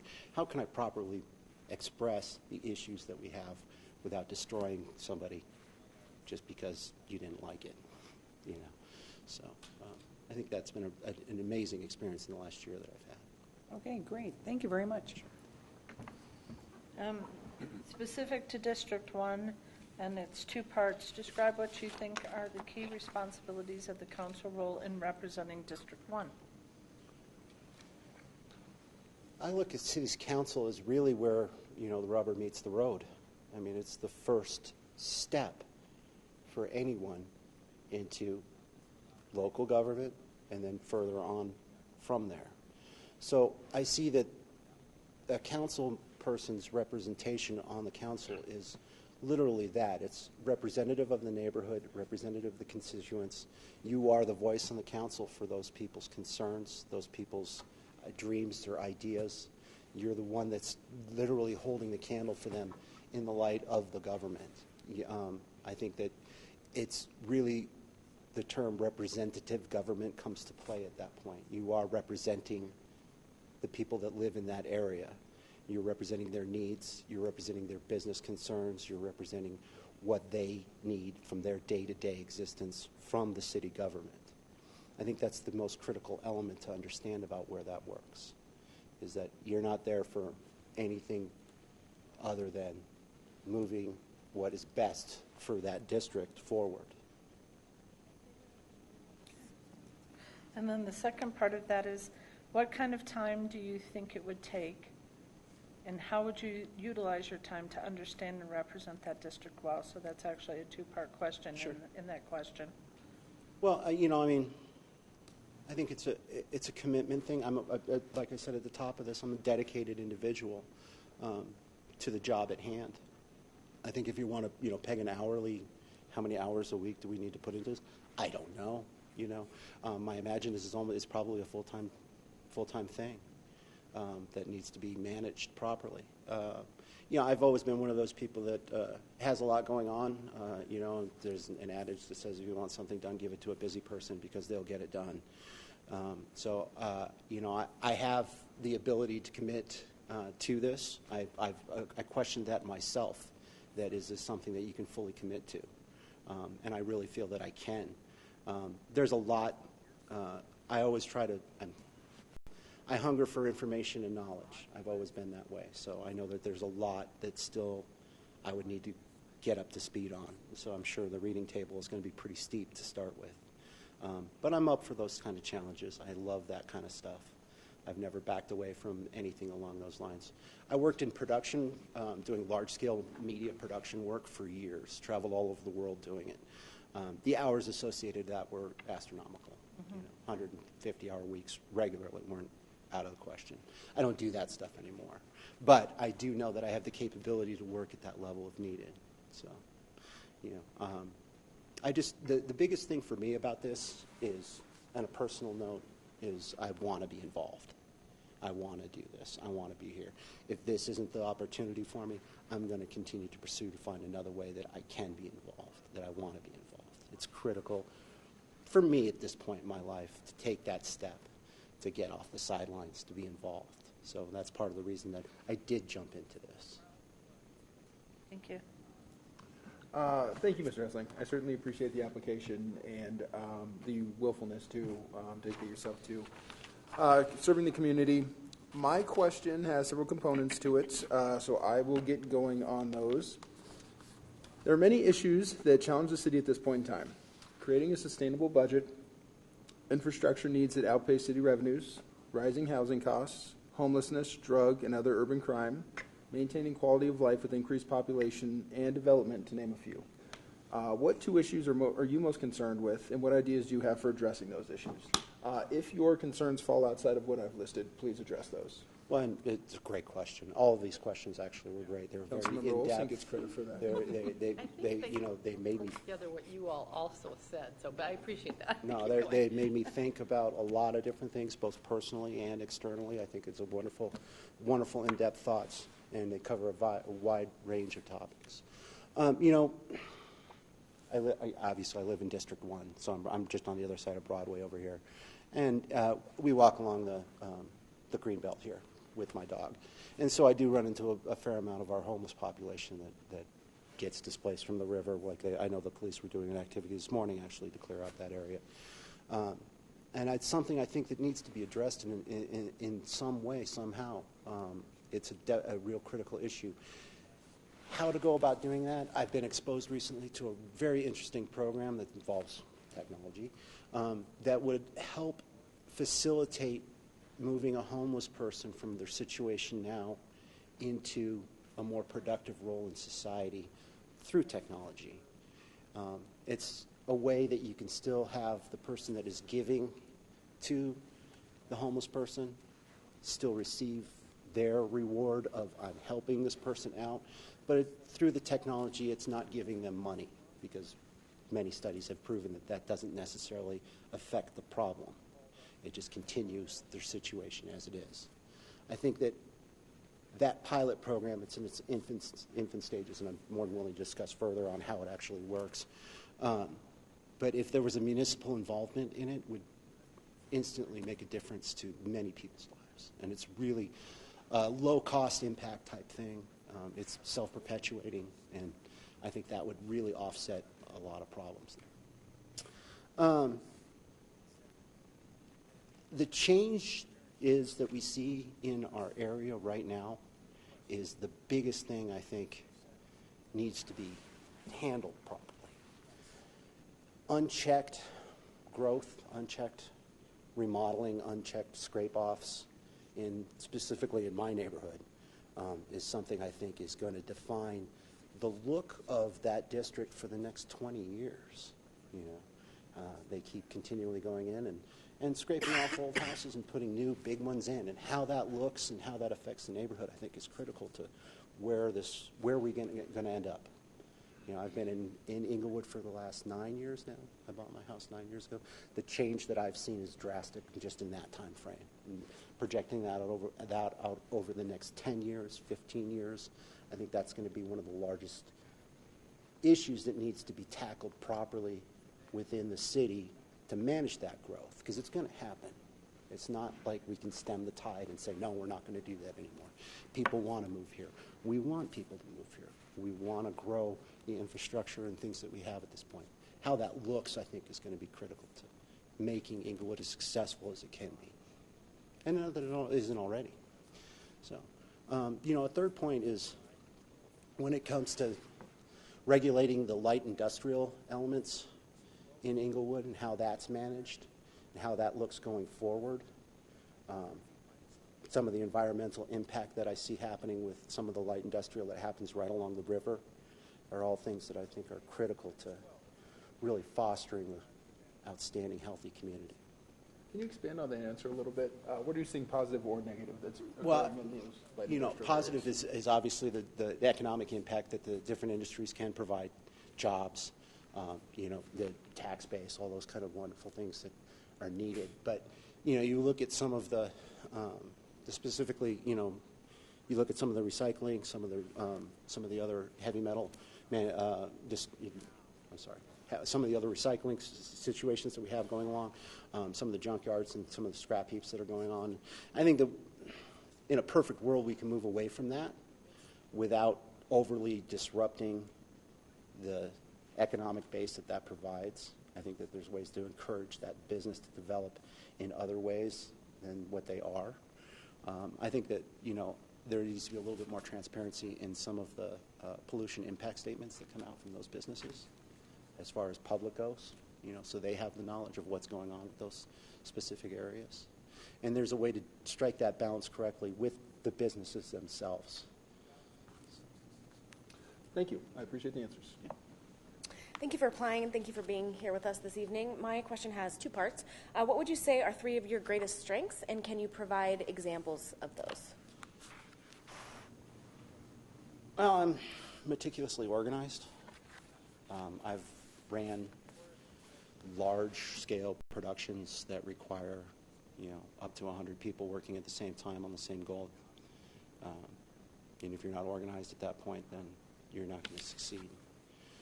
It's a very critical element, attention to detail, when you're doing a large-scale live production or a large video shoot or anything along those lines.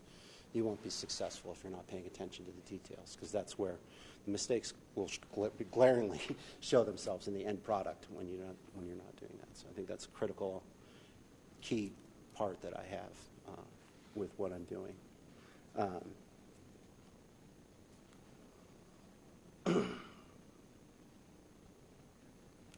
I think acting on what I need, you know, and not deflecting, you know, looking at this is the goal that we're trying to achieve and this is how we need to get there. I'm not a bashful or shy person when it comes to achieving a goal. So being direct, being forthright, and coming to a conclusion and moving forward with that answer is a real skill set that I developed to, you know, coax the best out of other people, to make sure that we're getting the best performance that we can out of myself and what we're trying to accomplish. So I think that's a good way to look at that. Okay. And then what are two areas of growth for you personally, and how would serving on council contribute to those growth areas? Yeah, you know, I mean, for me right now, where I'm at in my life, I'm working on, being in the moment and engaging properly with the people that I'm there and being receptive to their ideas. I think that's a critical element to where I'm at. And I think it's a critical element to this job is being receptive to the opposing ideas, different personnel from different backgrounds, from different experiences, and understanding where their knowledge base comes from, and it might be completely different than yours, but the answer doesn't necessarily mean that's wrong. So I think that's a pretty critical element. Okay, thank you. So I know that a few people have already said they would like follow-up questions. Would you like to start, Councilmember Olson? Well, did you have one in mind? Because now I have three I know, others. we have to go now back I to have it three others that Okay. I can start. Or, I So think I it was was just going to from ask for yours. some specific examples. But I think, give that, no, here it is. I did write it down. Okay. How to attract the right people. So how do we go about that? Yeah, well, and It sounds so elitist, or can sound so it weird. does, but it's not. It's not that way, because you have to look at a happiness score basically is how you can approach it, because the people that you don't want to attract aren't going to achieve that happiness score by being here either. So you have to go through identifying what makes up an Inglewoodite. Is that the right word?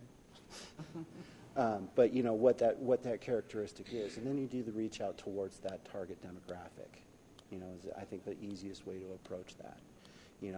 And extol the greatness that we all intrinsically know with what we have in our community, and that's how I think that we can start. How would you describe what we already have? Well, I mean, it's an interesting mix, especially in District 1, because there's so many different things, from the neat, cute little neighborhood that I live in, and it's got St. Louis Church right there and the school across the street from it, to the doing a bar crawl on South Broadway, which is a lot of fun, or the Gothic. So I think that those elements, expressing the difference that you can see with that we do have some great dining down here. Steakhouse 10's a wonderful place. It's right up there with any of the great steakhouses in Denver. And explaining that there is everything. I'm sorry, the gentleman before me said, I have friends that don't come past South Avenue. You don't go past Evans South. And I understand that. People I work with, we're in the middle of downtown. We're in the middle of Lodo. I've got 3 of our principals all live within a couple of blocks of where our offices are, and they're in this Lodo downtown bubble, and explaining to them that there's so many more great things to see on this side of town, that there is entertainment down here, that there is great dining, that there are fun bars, that there's music to see. All those kind of things, I think, are definitely highlights that need to be expressed further. What do you feel we could do to further develop the area of District 1 west of Santa Fe? District 1 west of Santa Fe, and there's still a lot of open space over there, too, that can be developed and so forth. But I think there needs to be a smart approach to it, too. I know that a lot of that area is zoned for mixed industrial, so I think that if we're looking to expand that area, then I would even just as a Inglewood resident, would like to see that move towards more high tech and develop that area, which is very doable, especially with the economic base here in Denver. It's the largest startup community in the country right now. I think that approaching more tech development companies and having them work for infrastructure into that area and encouraging that type of growth for that zone would be extremely beneficial to the tax base and to job development, and also to highlight the profile of Inglewood, that it's not just industrial based over here, that it's not just a bedroom community, but that there's actual growth, technology, innovation happening in this area. Thank you. And then, so you mentioned earlier that change in Englewood over the next 20 years is kind of being set forth by what's already happening today and now in the city overall. Do you feel there's any distinction in terms of what's happening in District 1, or is it really a homogeneous set of Yeah, improvements and change. It's just a little bit of a regardless of the area of the city. it's a little shotgun approach, you know. I mean, it's like this little bit here and this little bit here, you know. And I think that the grand plan for the entire area itself is something that, if there is one, it's not something that's necessarily been put forth in a way that's digestible for the public. A grand plan for the Yeah, city. well, no, for District 1, for that neighborhood, for how the road's going to be managed over there. I know there's a grand plan for the city, but I'm just specifically in that area, you know, how that's going to look, what we can do to encourage further growth along that corridor. You know, on the residential side, it's tough with, you know, so many of the smaller houses being ripped out and then we put in a duplex or a triplex or so forth. And some of that works out quite well, especially with the accessory dwelling units and so forth. I think that that's a really nice touch, especially when you compare it to, say, Highlands, which I think we're right behind Highlands as far as seeing the growth and change that they saw of the last 20 years in that neighborhood. That's going to come down south. There's no way around that. Sure, it's great for our property values, but managing that properly as far as how it impacts the community, how it looks, you know? I mean, some of them are aesthetically beautiful, and some of them don't even come close to passing the mustard. And it really impacts how the neighborhood looks when you have these incredible modern art pieces sitting next to a 1940 shotgun little Rambler like I own. So, Thank you. Councilmember Bernstein? I have two. So I would like to ask the question first on Tone that we all have to say no to people. We have to say no to staff sometimes. We have to say no to ourselves and change our minds sometimes, and to the constituents. And tell me a time that, give an example on what that would look like for you and how that process goes in making a decision on handling difficult things, even when it may not be. If doing the right thing was easy, everybody would do everybody it, would be kind of doing it, thing. yeah. So when Well, it Pat- comes down to that, and that the answer ends up being no to something that you know, and so often in life we choose the path of least resistance, but that doesn't necessarily get you to the right location.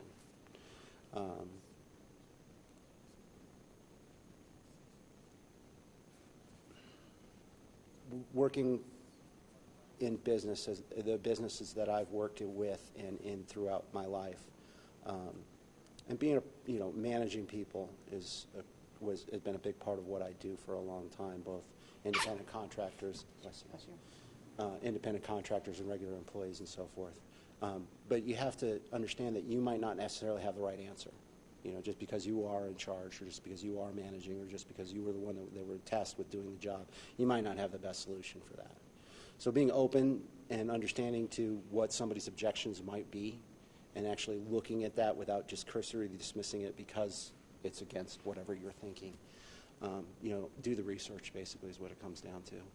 I'm not infallible, and no one is. And you have to accept that in yourself. And you have to look at how your decision-making paradigm is affecting what the outcome is that you're looking at, and be willing and open to address that and change that. And be flexible. I try to be pragmatic towards my approach towards everything. And then accept the fact that the solution that's being presented might be the best solution that's out there, even if it wasn't yours. So remove ego out of those kind of decisions, which is extremely tough to remove ego out of any of these kind of discussions, almost. And then move forward towards what's the best solution for the collective, is how I try to approach those kind of things. And then if you were appointed, would you run for the position in 2019? Yeah, and I heard that question, and that's a really interesting thought. Right now, I don't know. I would. It's something I would definitely consider. It's something I would consider even if I don't get this position at this point. What's the adage? A politician's job is to get elected, and then his second job is to get reelected. And I understand that that's a real process that's associated with how this works. I'm interested. I couldn't say, a definitive yes, I would be pursuing a second term, even this is a truncated term. But it was definitely something I would consider. I think a lot of it would have to do with how successful I feel that I am in the situation, the feedback that I get with doing what's involved. Thank you. Hopefully it's an honest answer. Councilmember Cuesta? You bet. I appreciate the focus that you put on representation in several of your answers. If you were selected as the representative of District 1, there is an issue, and you've had plenty of meetings on it. You've taken all the emails, replied to all the emails, all the phone calls, and you're sitting on the dais and it's time to vote. You are diametrically on the other side of the vast majority of your neighbors, your constituents, your bosses, as some of us like to say. Which way do you go on that? Well, and I've been on the other side of the coin with that situation, as we all have. Part of the reason I'm here is I didn't necessarily agree with the last general presidential election, and I realized I needed to do more than just vote. I needed to affect the outcome more. I needed to get involved because I wasn't happy with the outcome, so I needed to do something else. So that being said, though, it is a representative government. If the constituency that voted you, not in this case, but as an example, that voted you in at that point was saying, no, this really needs to be answer B, not answer A. And there's logical reasonings behind it. I mean, pitchfork mobs and so forth. I would have to vote with the constituency and said this is what the constituency that I'm representing in this situation wants. And you have to remove yourself out of that situation, go back to remove the ego out of the situation, look at it pragmatically, go forward from there. But I think I would probably agree with my constituents, look at what they are trying to get accomplished, and work to represent them the best that I possibly could. Thank you. Do you have any questions? I do not. Okay. Do you have any more before I ask them? No, I think I might.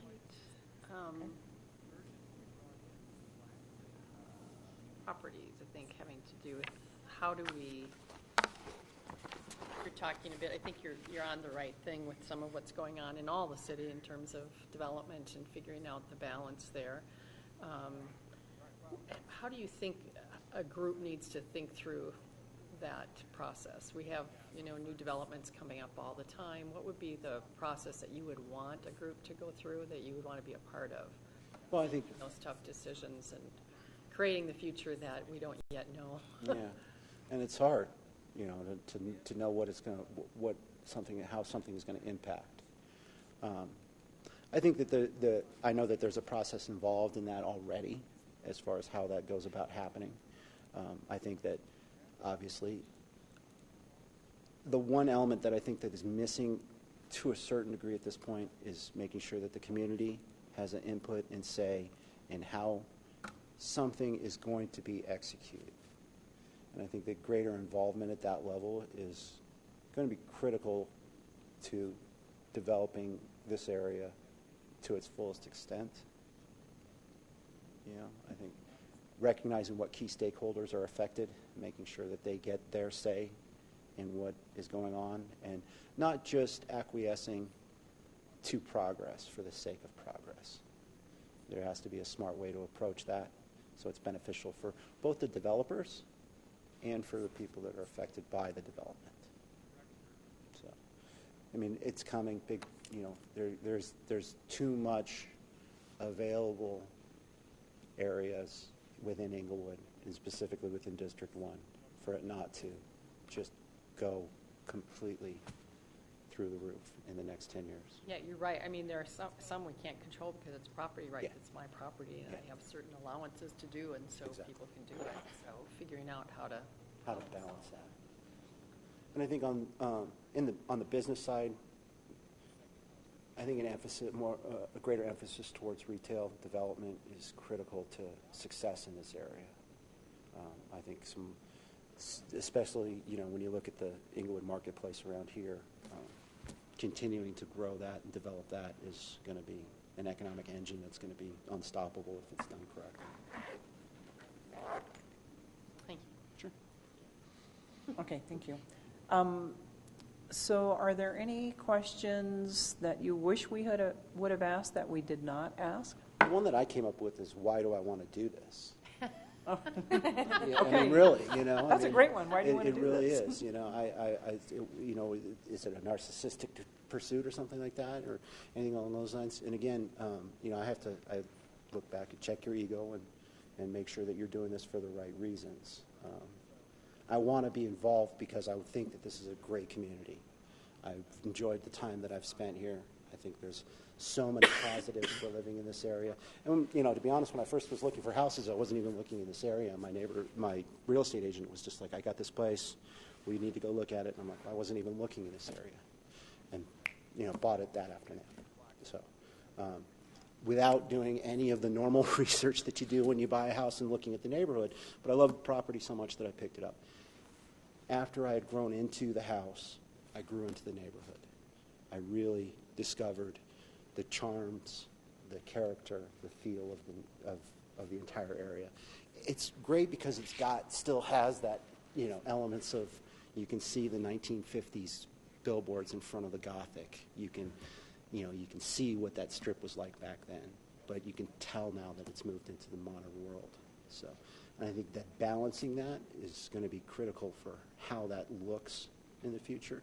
I think it's going to be critical for the success of the entire district, is balancing that look, balancing the feel. You know, it can't lose all of its grittiness. I mean, that is in a great way that the aesthetic has. It's got a wonderful feel to it, and I think that's something that most people don't realize that they have there. You know, when you look at other neighborhoods in and around Denver, especially now that they've gone through so much of their changes, they've got the spit and polished brand new look to it, and it's lost its character, it's lost its feel, it's lost its heart. I don't want to see that happen. I want to keep those elements, that aesthetic, I think is critical for moving forward, being successful, but still being the unique element that Inglewood is.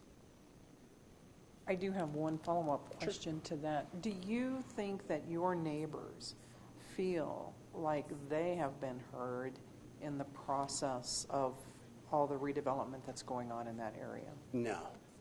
You know, I've talked to them about it specifically. I'm on Sherman, right on Grant. There's 2 projects going on right now. Well, one's finished. It was just a remodel. They didn't rip it out. But they pulled the place out a couple while ago and putting a duplex in right now. And we've talked about I've talked about that thing with my neighbors. Where I'm at, there is, you know, it's a very working class. Everybody has jobs. You know, everybody goes to work. Everybody has jobs. Their biggest concern isn't what the property across the street's doing right now.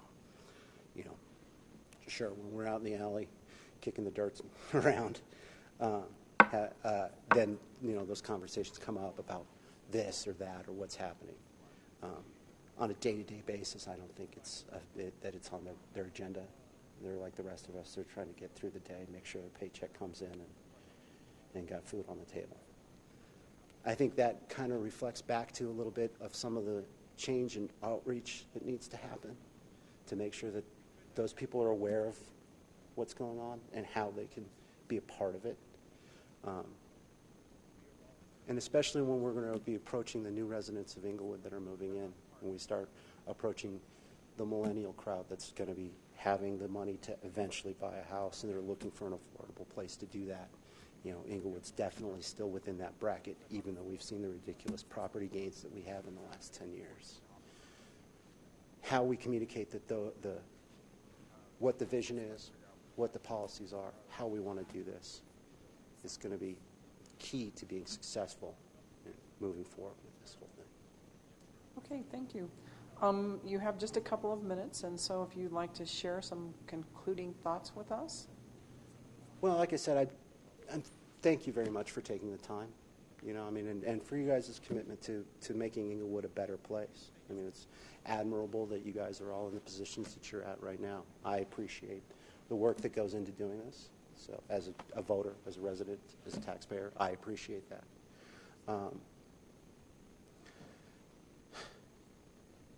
Elements of this I'm 100% all in for.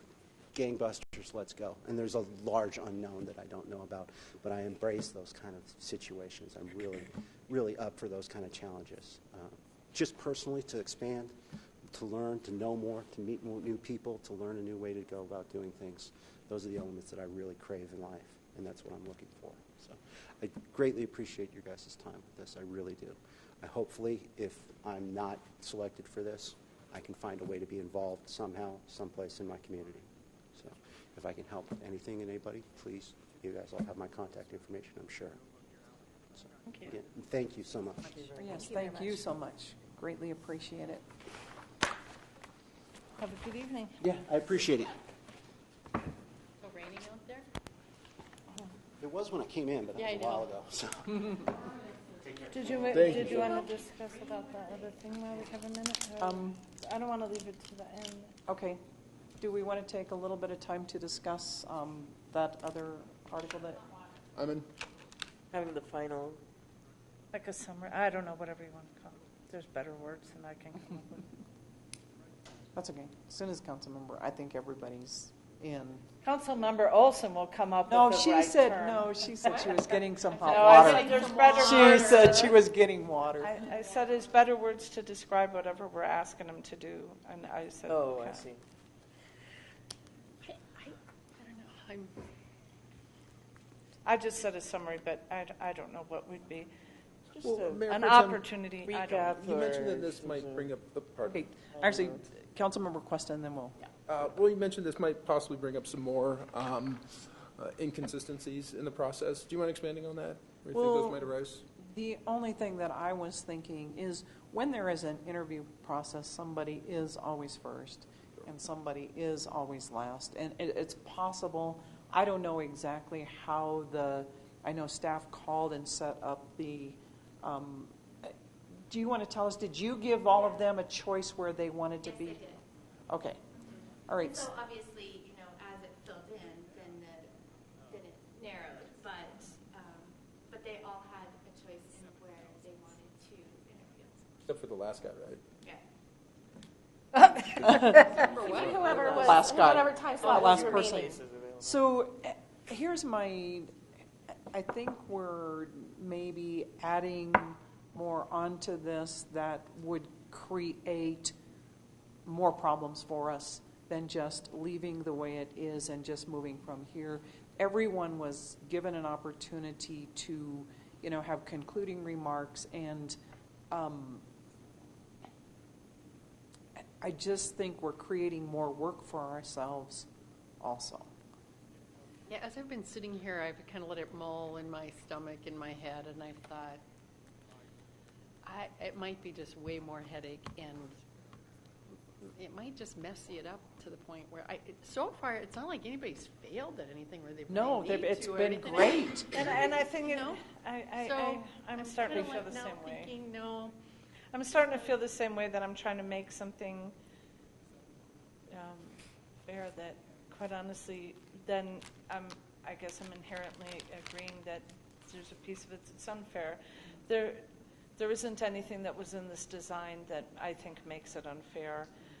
I was just mulling over what you had said, and I thought, well, maybe that could be a solution, but quite honestly, I kind of agree now that maybe in the end, if we just keep putting more on them to go, well, now do this, and now maybe that actually makes it worse, and so it just muddies up the water. So you could be right. The intention, of course, was to try and be as fair as possible. Right. And before we take our break, I do want to thank Councilmember Olson.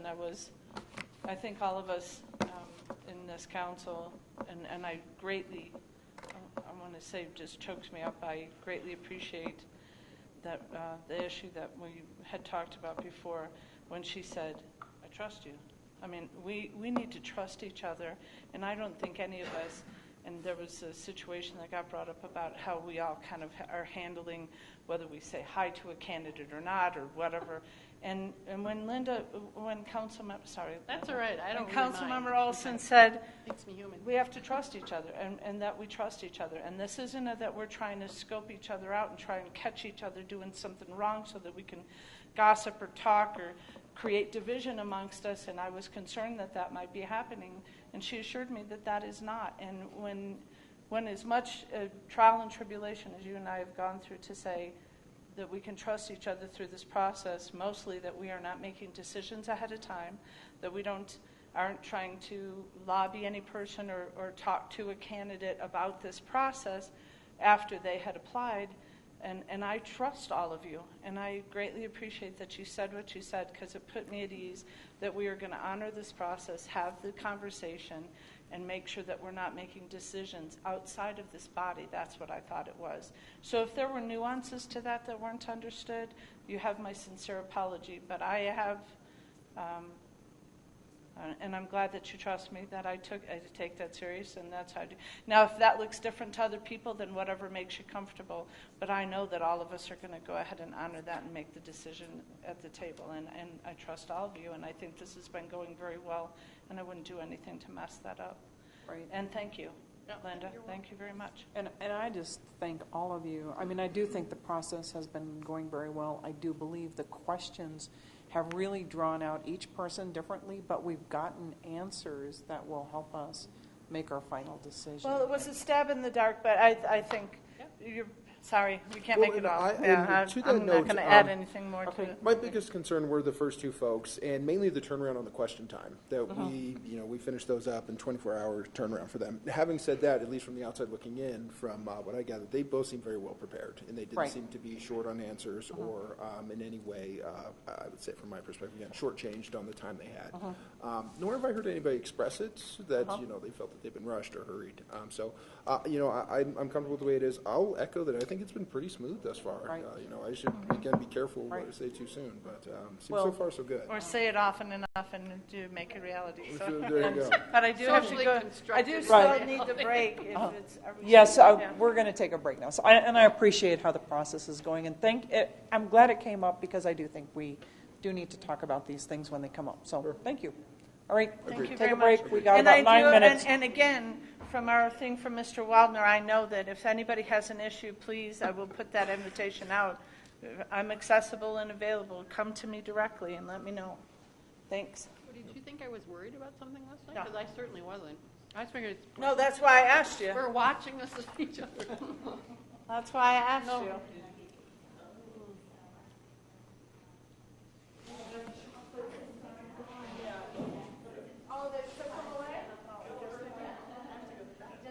No, Linda, to answer your question, no. Oh, that's why I asked you. I just wanted.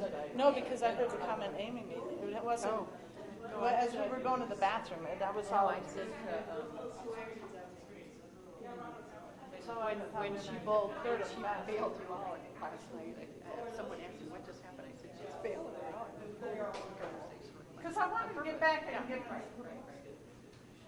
You doing well? Made me out for another because then I couldn't find my stuff. Because then I still couldn't find the nail. I just find it. Nice job. Yeah, thank you. Family's doing well? Actually, they're all well. Yeah, Max is, yeah. Max is, three and a half, and they're expecting another month. So they're coming up. Yeah, well, Max is looking for rise.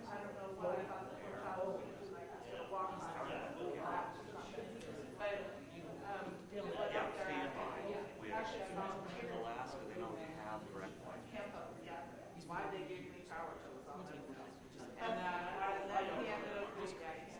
Or maybe something, maybe more. United direct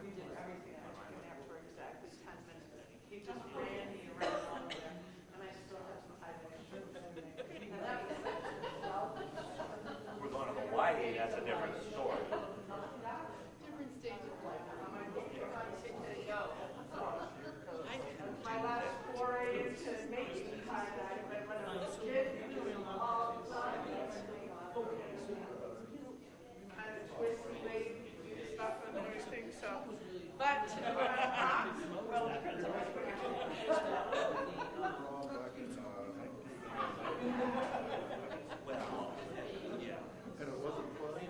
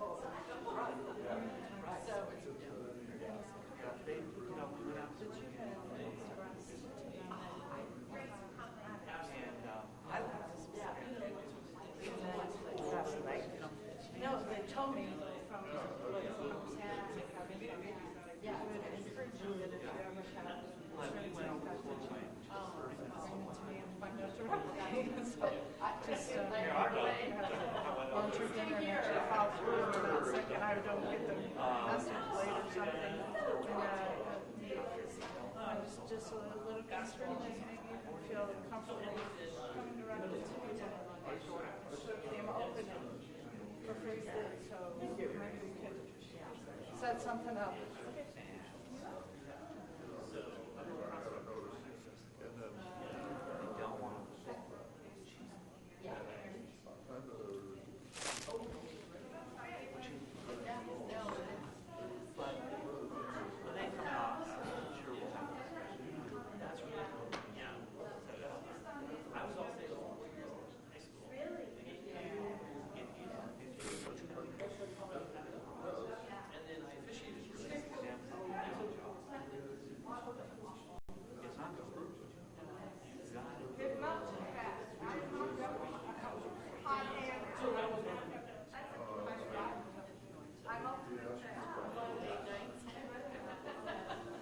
Well, and that's why they're coming to stay with me for my guest room.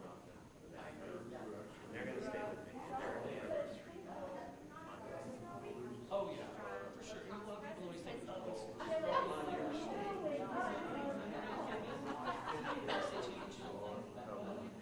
that hard. You invited me. You don't want me to go with you? Where are you going? Bring me to the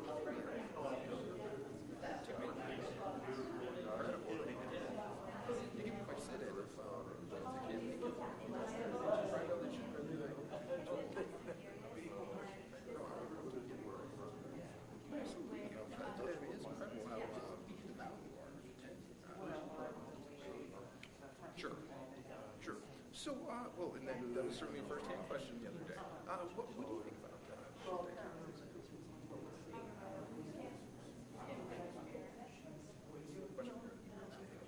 I think that's why I enjoy it so much. Well, I just have that opportunity.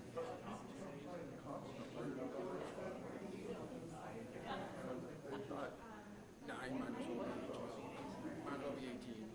Either short or long. I agree that very little there. It's 3 months of high school. I don't have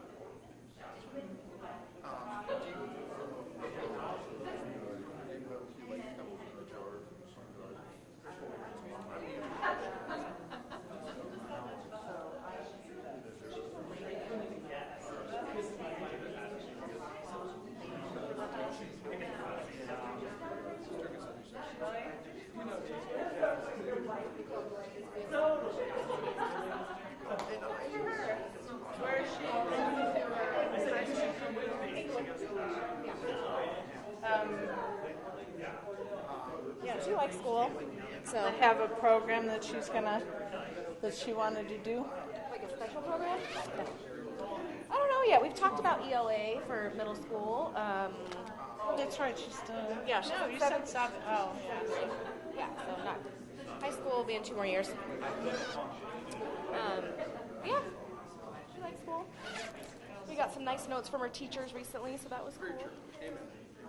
Yeah, she's doing good. Thanks for asking. Yeah, Joseph enjoyed it. But I liked Okay, if having the her council over. members will take their seat, we can I had to get him off the Move IEP, on. and I had to get him out of Inglewood in order to do that. Yeah. It worked out. I always do this, come and take a bite, and then I can't ask the next question. Scott, if you would like to join us. I would love to. Okay. Come on up. Come on Or you can down. shout from Welcome. back there, but it's That would being be harder to awkward. hear you. Just right in. Good right here? Yes, All right. that's fine.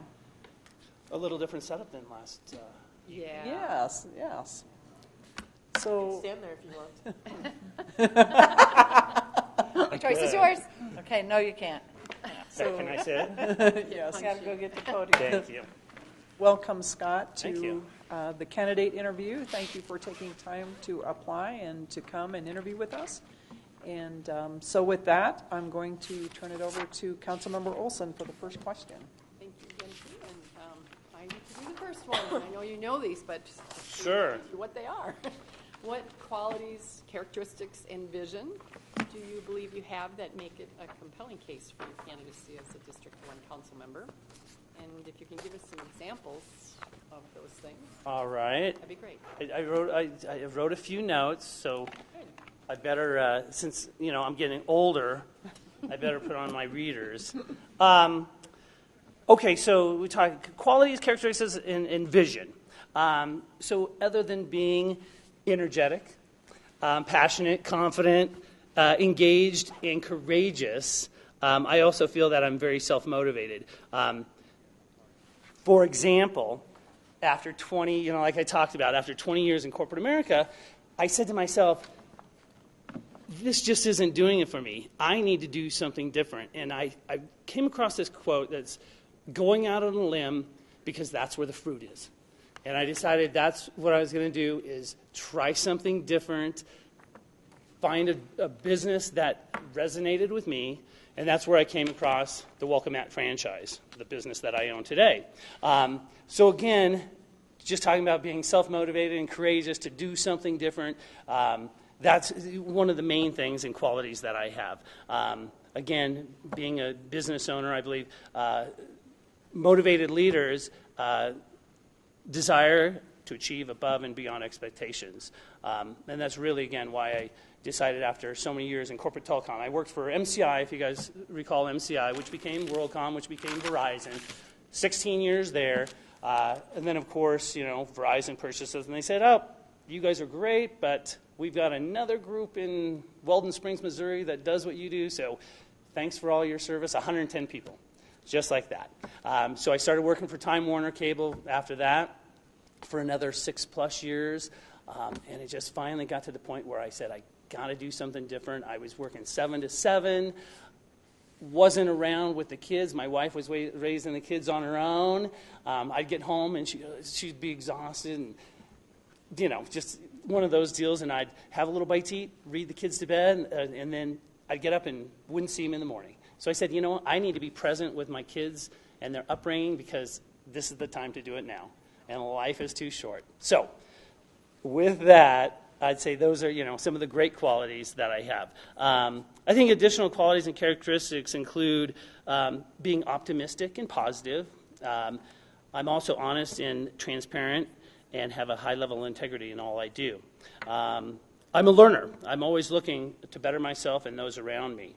I have a diverse background, in customer service, finance, sales, and management that really have led me to this role.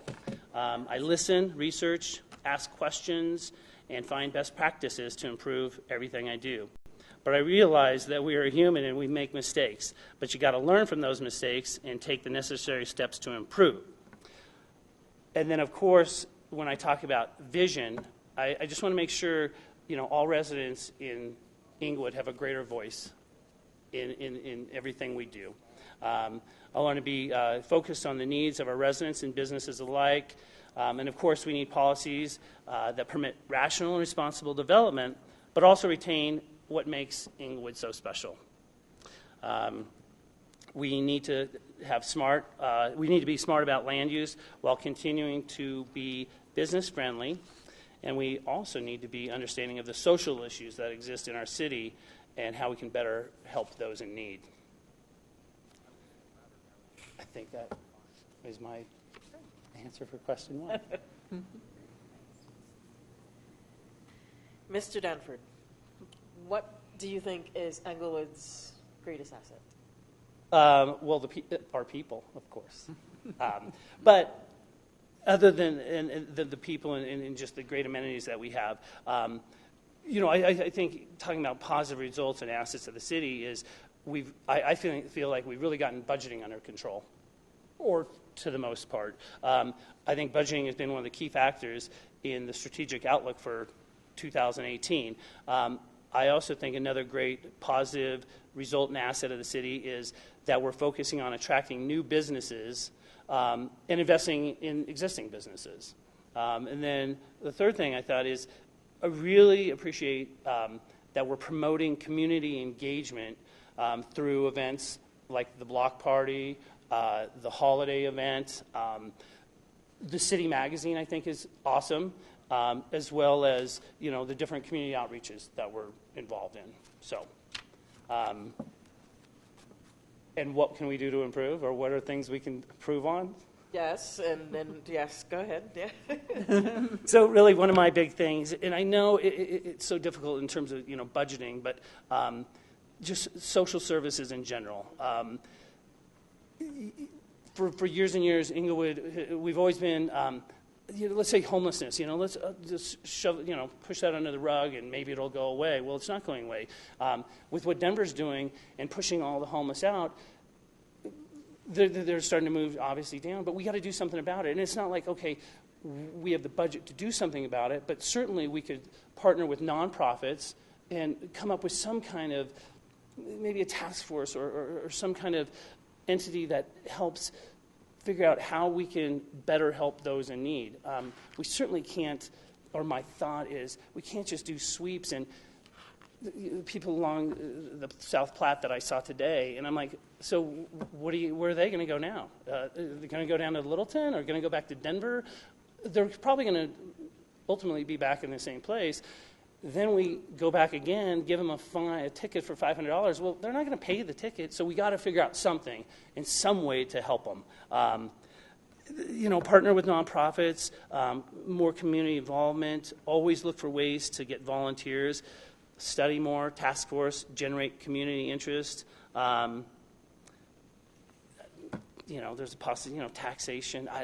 Those are just ideas. Continue to support and promote that sort of thing. So, thank you. Just one of those things I'm really passionate about. So, very much. Thanks.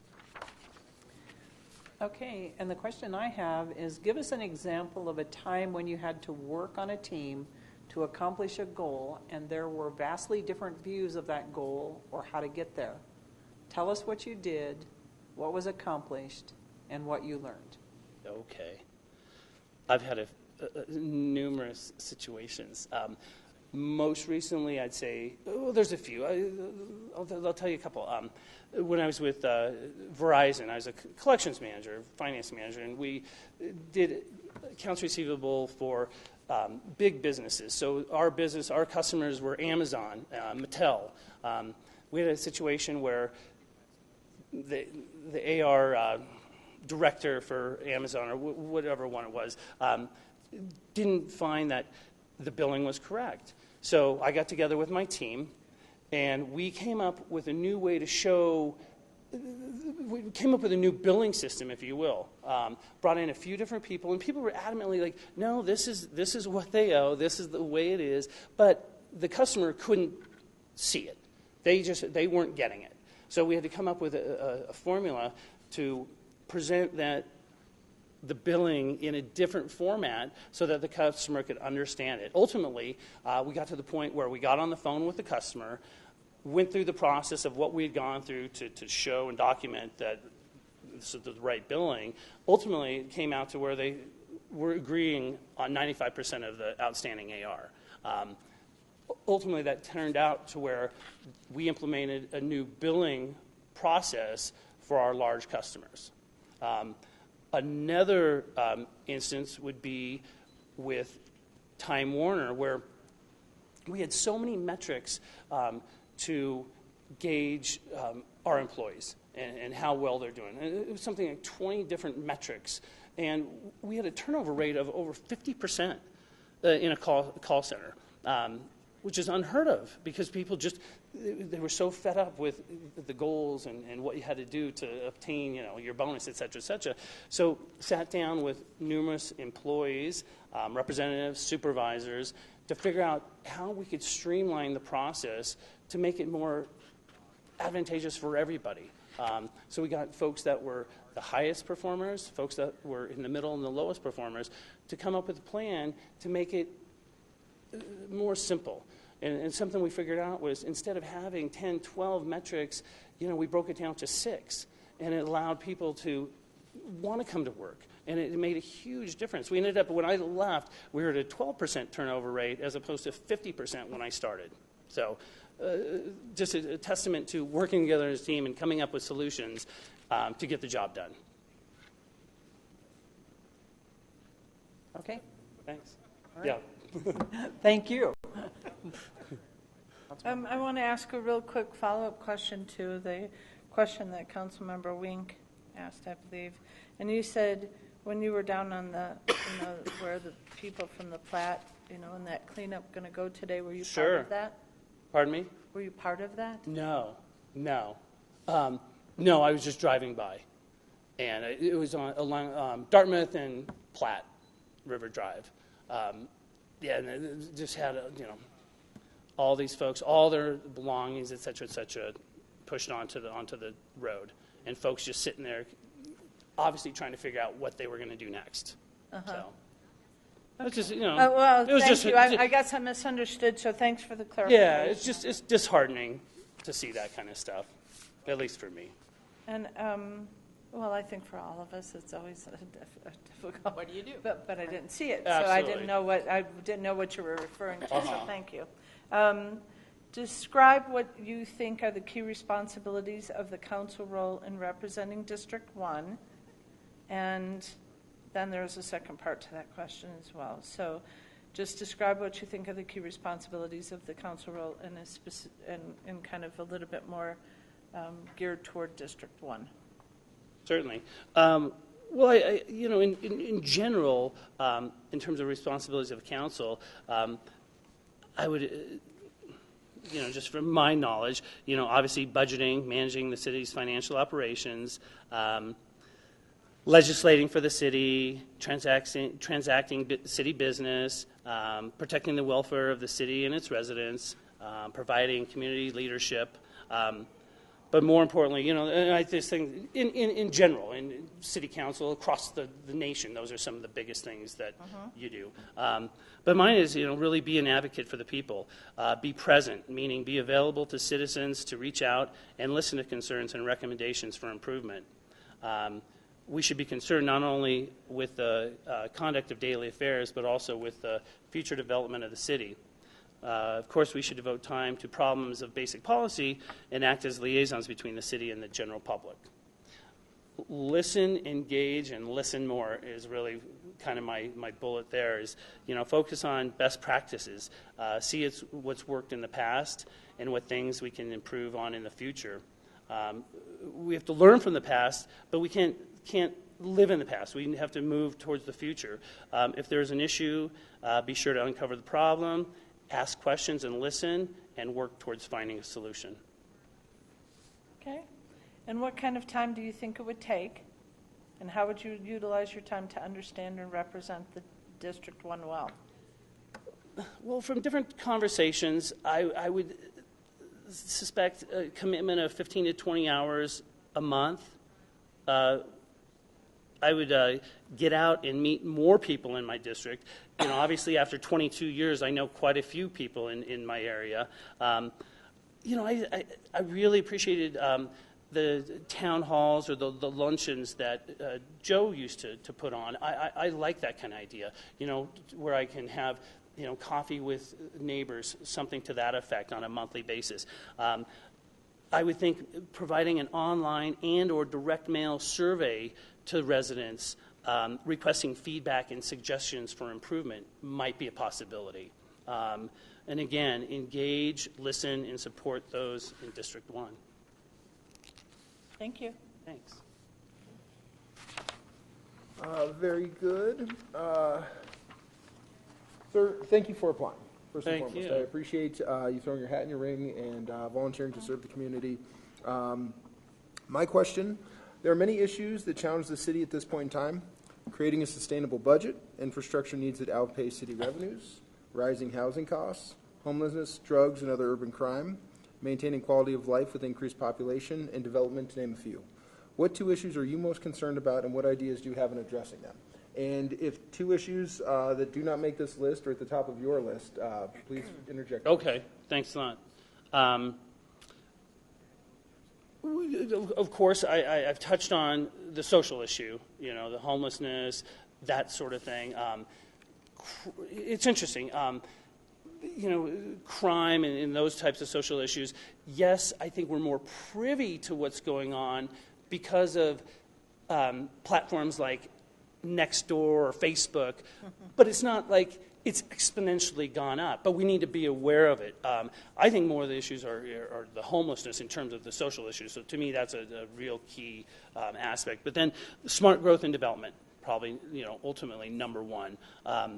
Maybe develop a task force. And I know we have boards and commissions that work on this type of thing, but can you, a task force, a community task force to review and assess, building codes, zoning and bulk plane issues and accessory dwellings, which we're doing now, but seek community involvement and suggestions, and continually that outreach to get those ideas from the general community.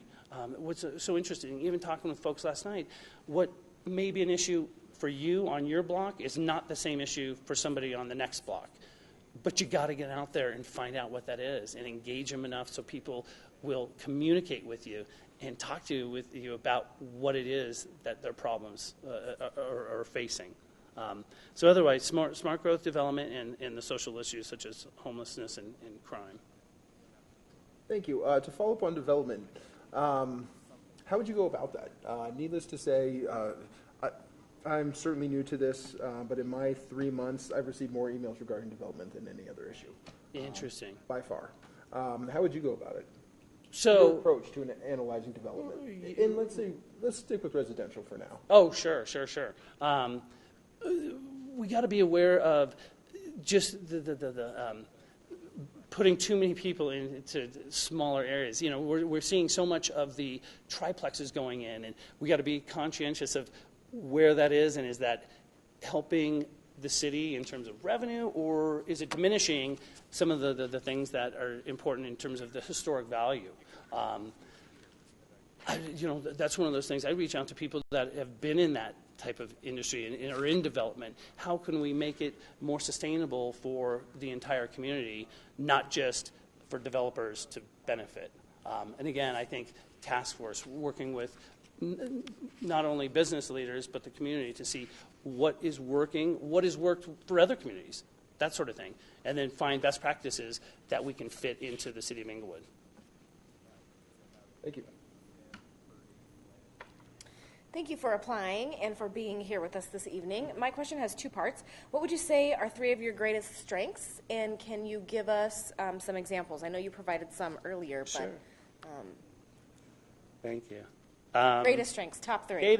Greatest strengths, optimism and positive energy. I've been told that I bring energy to every project that I tackle.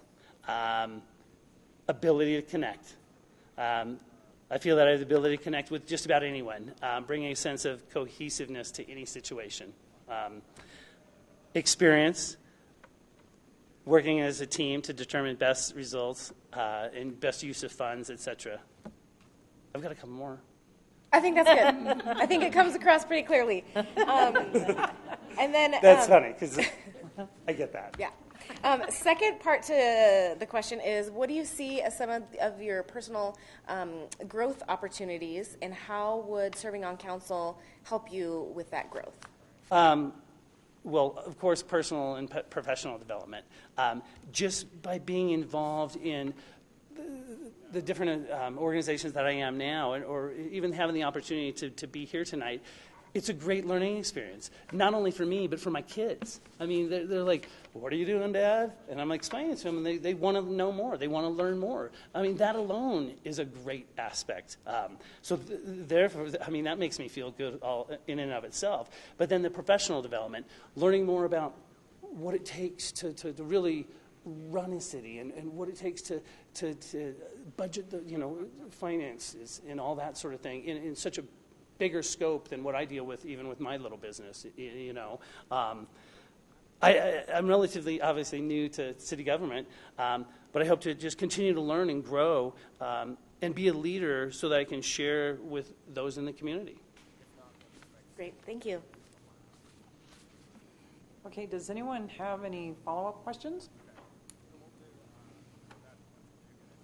Sure I do. Sure, I usually make these asterisks this year. Do you want me to ask my... Go ahead. Yes, do yours. And my 2 are, obviously we can only appoint one time. We don't appoint you for the whole rest of your term on council. You have to run, or the position comes open Sure. to be, has to go up for election, the first opportunity in the municipal election, which will be in 2019. Do you intend to run for the position if you are appointed? I would hope so. Absolutely. Well, we might hope or not, but we need to, the answers have been, I mean, who knows? I mean. Right. That's a good question. I would imagine I would continue on. I think as a learning process, you could get involved in something, and hopefully I can continue to make a difference and continue to grow and build on what I can do in the 2 years of being appointed. I would hope with the learning and that development, I would go, absolutely, I'm going to do this, and I'm going to run for city council in the general election. But I can't tell you what's going to happen in 2 years. I found that out too often. Life's really short. So all of a sudden, you could have a sick kid. You could have something happen. So you can't really be definitive as far as I'm concerned. So right now, if you're asking me, I would absolutely run for re-election at that point. But I can't tell you definitively. Okay, fair enough. Thank you very much. Sure. Go ahead. So I was going to ask you a little bit more about District 1 in terms of what you think are its sort of different character pieces of it and what's important in that district and what that might take for a council member to pay attention to. Obviously, with the fact that, the central business district is part of, District 1, I mean, that's so imperative to continue to be business friendly and encourage more businesses to come into Inglewood. I mean, we want Inglewood to be the place that people come to, not the pass-through city that it's been, so many years in the past. So we need to be cognizant of that and make sure we're continuing to be business friendly. But it's the development outside of that is scaring a lot of people that I've talked to. Where all of a sudden the 1950s, two-bedroom home is being scraped and there's a triplex there, yet there's the little house next to it that's being completely overrun and shaded and, diminished, if you will. So we need to be well aware of that. And then, of course, there's the folks that live closer to the north side of District 1. I was talking to a lady today that she's scared to go out at night. And why is that? Because of just the transients and the vagrants that are coming through that part of the area. We need to combat that. Is it more, cruisers, police, just presence, things that, we can certainly work on and maybe have a task force to circumvent that type of thing. But we want it to be a friendly place and safe place for everybody in the district, not just the folks, next to the Gothic and next to the that area, but all the way around. They also complain a bit about. Of course. well, that is interesting, just hearing people talk about, like I said, one person goes, oh, I love that. I don't have any issue. And then there's people on the other block that, are you kidding me?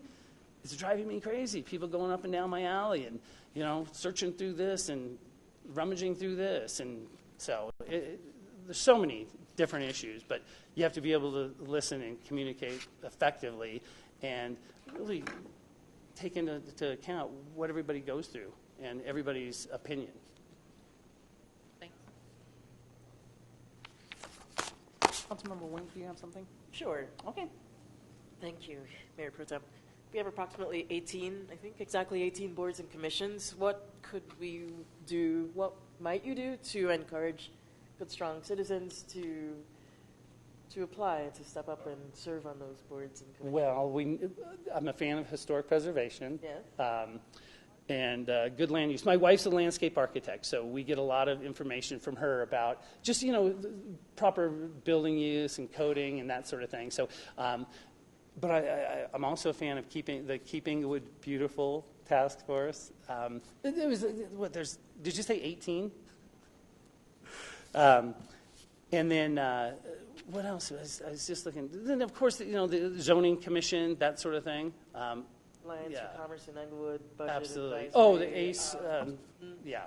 I don't think it was a test to see if you could name the 18. No, not at all. But I absolutely. We'll encourage you. Well, you got to continually communicate and encourage people to get involved. Community activism is a big aspect of it. But put it out there that everybody's welcome and all opinions are welcome. I think a lot of times people don't want to get involved in that because they think, oh, they're just getting pigeonholed or they're going to be told this is the way it should be done. We don't make sure that it's really open and the conversation is both ways, not just one way. So it's just encouraging more people to let them know that every idea is welcome. So. Councilmember Cuesta, do you want to ask your question? You bet. Thanks again for applying, Mr. Danford. I certainly Thank you. appreciate it. If there's an issue in your neighborhood, which the folks in your community seem to be pretty solidified against, and it's something that in your heart you feel that it is the right decision, though, and you've had the meetings, you've taken the calls, responded to emails, you've heard all sides, and you're sitting up on the dais and it's time to vote, how do you go?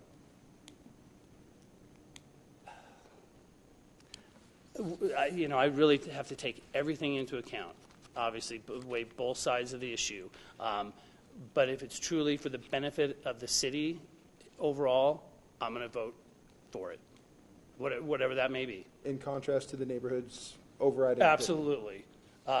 Again, if it's really for the betterment of the whole city, and you've gone through and people are adamant about it, but as you know in your heart, sometimes you just have to go with that gut feeling. I appreciate the answer. So, Thank you, sir. absolutely. Okay, Councilmember Martinez? I have a question. What do you think some of the biggest challenges would be as far as being a member of the city council? Not like the issues or anything like that, but what do you think some of the challenges might be other than the specific issues that we're dealing with? Gosh, that's a good one. I think, just you got to, being so new to it, you got to jump in and get acclimated to it. It's like any type of new job, there's always that learning curve. Luckily, I feel like I've always been a quick learner and been able to get up to speed as quickly as possible. So I think it'd be really talking with everybody and really building that cohesion that we can work together, get over any obstacles and realize that we're doing it for the betterment of the city. It's not just about one person. So. Great. Thank you. So are there any questions that you wish City Council would have asked you that we didn't? Not particularly. I've given so many interviews to hiring people, and I just always remember that final question. I'd be like, "So why should we hire you?" And I'm like, "Okay." So I guess if anything, I just hope I've been able to show you that from a personal and professional background that I have what it takes to be a leader in city council. I can only imagine the other candidates are equally accomplished. What I can tell you is that I'm an excellent, or I think I'm a good communicator, and I can think quickly on my feet. I'm passionate and caring, and I would like to help the city continue to be a desirable place for residents to live and businesses to thrive. So I just really appreciate you considering me. Hey, that's great. Does anybody have any more questions? Do you have questions for us? Or anything you want to ask us? What's the process for, your determination, making your final decision? Mayor Pro Tem, you want to address that? Okay, the final decision after all the interviews are done tomorrow night, we will be thinking about that over the weekend, and we will come together. We're having a study session on Monday night from The Martin Luther King Day on the 15th. On Monday. Oh, we're already to the 15th. Yeah. 16th. Tuesday. Isn't that amazing? It's Right, we'll have a study session on Tuesday from 5 to 7. And we will discuss the different things that we have looked at and come to some sort of consensus. At the study session, If there is general consensus, we will very likely vote for the replacement on Tuesday evening. If we feel like we need more discussion, it probably will go to another study session, and then it will come up for vote on February 5th. That probably will be the final time, because from the time the vacancy came open until the time we appoint has to be done in 30 days. Gotcha. Very good. Otherwise, Otherwise, it goes to a special election. Oh. And if there ended up being a tie, which is a possibility because there are 6 council members, it would go to a special election, which means at that point, if the candidates were interested, they probably would have to campaign, Okay. and there would be an election. You get to run sooner than you thought. I could do that. Okay. I'm not We're worried hoping to avoid about that aspect. Yeah, let me tell you, I can get out there. So, Point of information on But that. I thank know you. that, and this might, Yeah. a little bit more information. City Manager Keck alluded to the cost of what that special election run the other day. Yes. Did he give a time frame on that? I'm not sure if I caught it. Oh, he didn't give a time frame. I mean, ultimately, I think the hope is we will come to Of course, consensus on of course. Tuesday, and it will be done on Tuesday. if it has to come to that, we will all know about it. But I share Councilmember Olson's surprise that for $15,000, I thought it we was are too. just as good with the community voting as they voted on all of us, and we are just as prepared to faithfully uphold our office and try to make a decision. But if we cannot, I mean, either way, we will. But we're honestly trying to do the process, Right. and if we honestly cannot come to a decision, then we honestly Do have what to you have move to to do. a special election. Absolutely. But it will be the best thing that we think we can do at the time, obviously. absolutely. Yeah. Well, it's been a great process. Even just being here and meeting you all, and thank you guys for what you do. So, It will all be an open discussion, though. None of Yeah. this is happening in private. Right. Very good. Yeah, but this has been really interesting and just great to meet and get out and be more of a part of the community, you know, and with all the other activities, with whether it's the chamber or Pirate Youth Sports that I'm involved with, it'd just be one great thing to really be a part of. So thanks again for the opportunity. Well, and Thank you. Thank you very for much. applying. And it's been a great process for us, too, because this doesn't happen real often. It's generally not at all. the exception rather than the rule, so. Well, it's been- I mean, I made some connections last night with some of the Councilmember Barry. candidates, and they're awesome. I mean, there's some folks that, you Not know, trying to run again, up. either way, I know now these are folks in District 1 that care enough that I can engage further, whether it turns Yeah. out or not. I mean, just business and personal connections that, you know, will last a lifetime. So, Yeah, Thanks. definitely enjoyed Good. that piece of it. Thank you Thank very you. much. Well, Thank thank you very you. much. Appreciate your time. absolutely. Thanks a lot. Have a good evening. You Thank too. You too. Thanks again. Thank you. So is there anything else that we need to discuss, or? $15,000, I was surprised it was only I was kind of surprised, too. Except for I- Eric's poor face was like, steal my I money. really thought it would be, I had heard before, but maybe it was a bigger election, that it would be over $30,000. Yeah, I Let's see didn't what we think can do to not have to spend that money. I'm not sure where the $15,000 amount came from because. You're not sure that that's what it is? I'm working with the county just Uh-huh. to sort of get some projections, but it can be up to 30,000. It could be up to 30? I think that's what I'd heard. Okay. Yeah. Nonetheless, if we will honestly do the procedure, and if that's the best way we decide to go forward, then that's what's going to happen. It really doesn't matter on whether it was 15 Right. or 45. Right, so, Although on the low end, 15 still sounds good. All right. okay, any final comments or anything that we need to talk about tonight? Tomorrow, 6 o'clock here. Tomorrow, 6 o'clock here? Yes, 6 to 8, so that's good. I'm mean, it's having a disappointing, but- coffee on Friday, and I know that the subject will come up, so just like for the town hall thing, we did that so that people could have some input with us, and so we all understand that people are going to talk to us about what they think about the candidates, and that, I think, is legitimate conversation. So you're going to be hearing comments, are you going to have time? Huh? Is there a way for us to get that info? Because if it influences any of us, I think we should know. Oh, Well- yeah.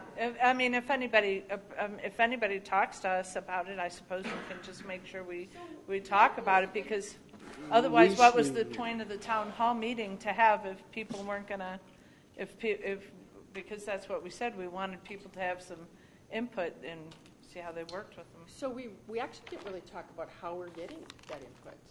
You From mean the on- people who on did Monday? the meet and greets. I mean, we did that on purpose, but we didn't Right. really come up with a vehicle Well- process for them to give any input one way or the other.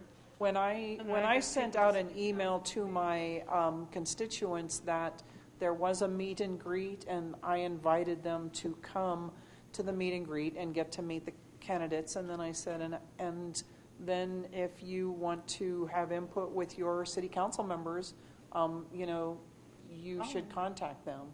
And so, I mean, appreciate we you did haven't. that. We had a good crowd, I thought. For such short notice, we did have a lot of people. Okay, Councilmember Wink. I just wanted to hear the end of what you were saying.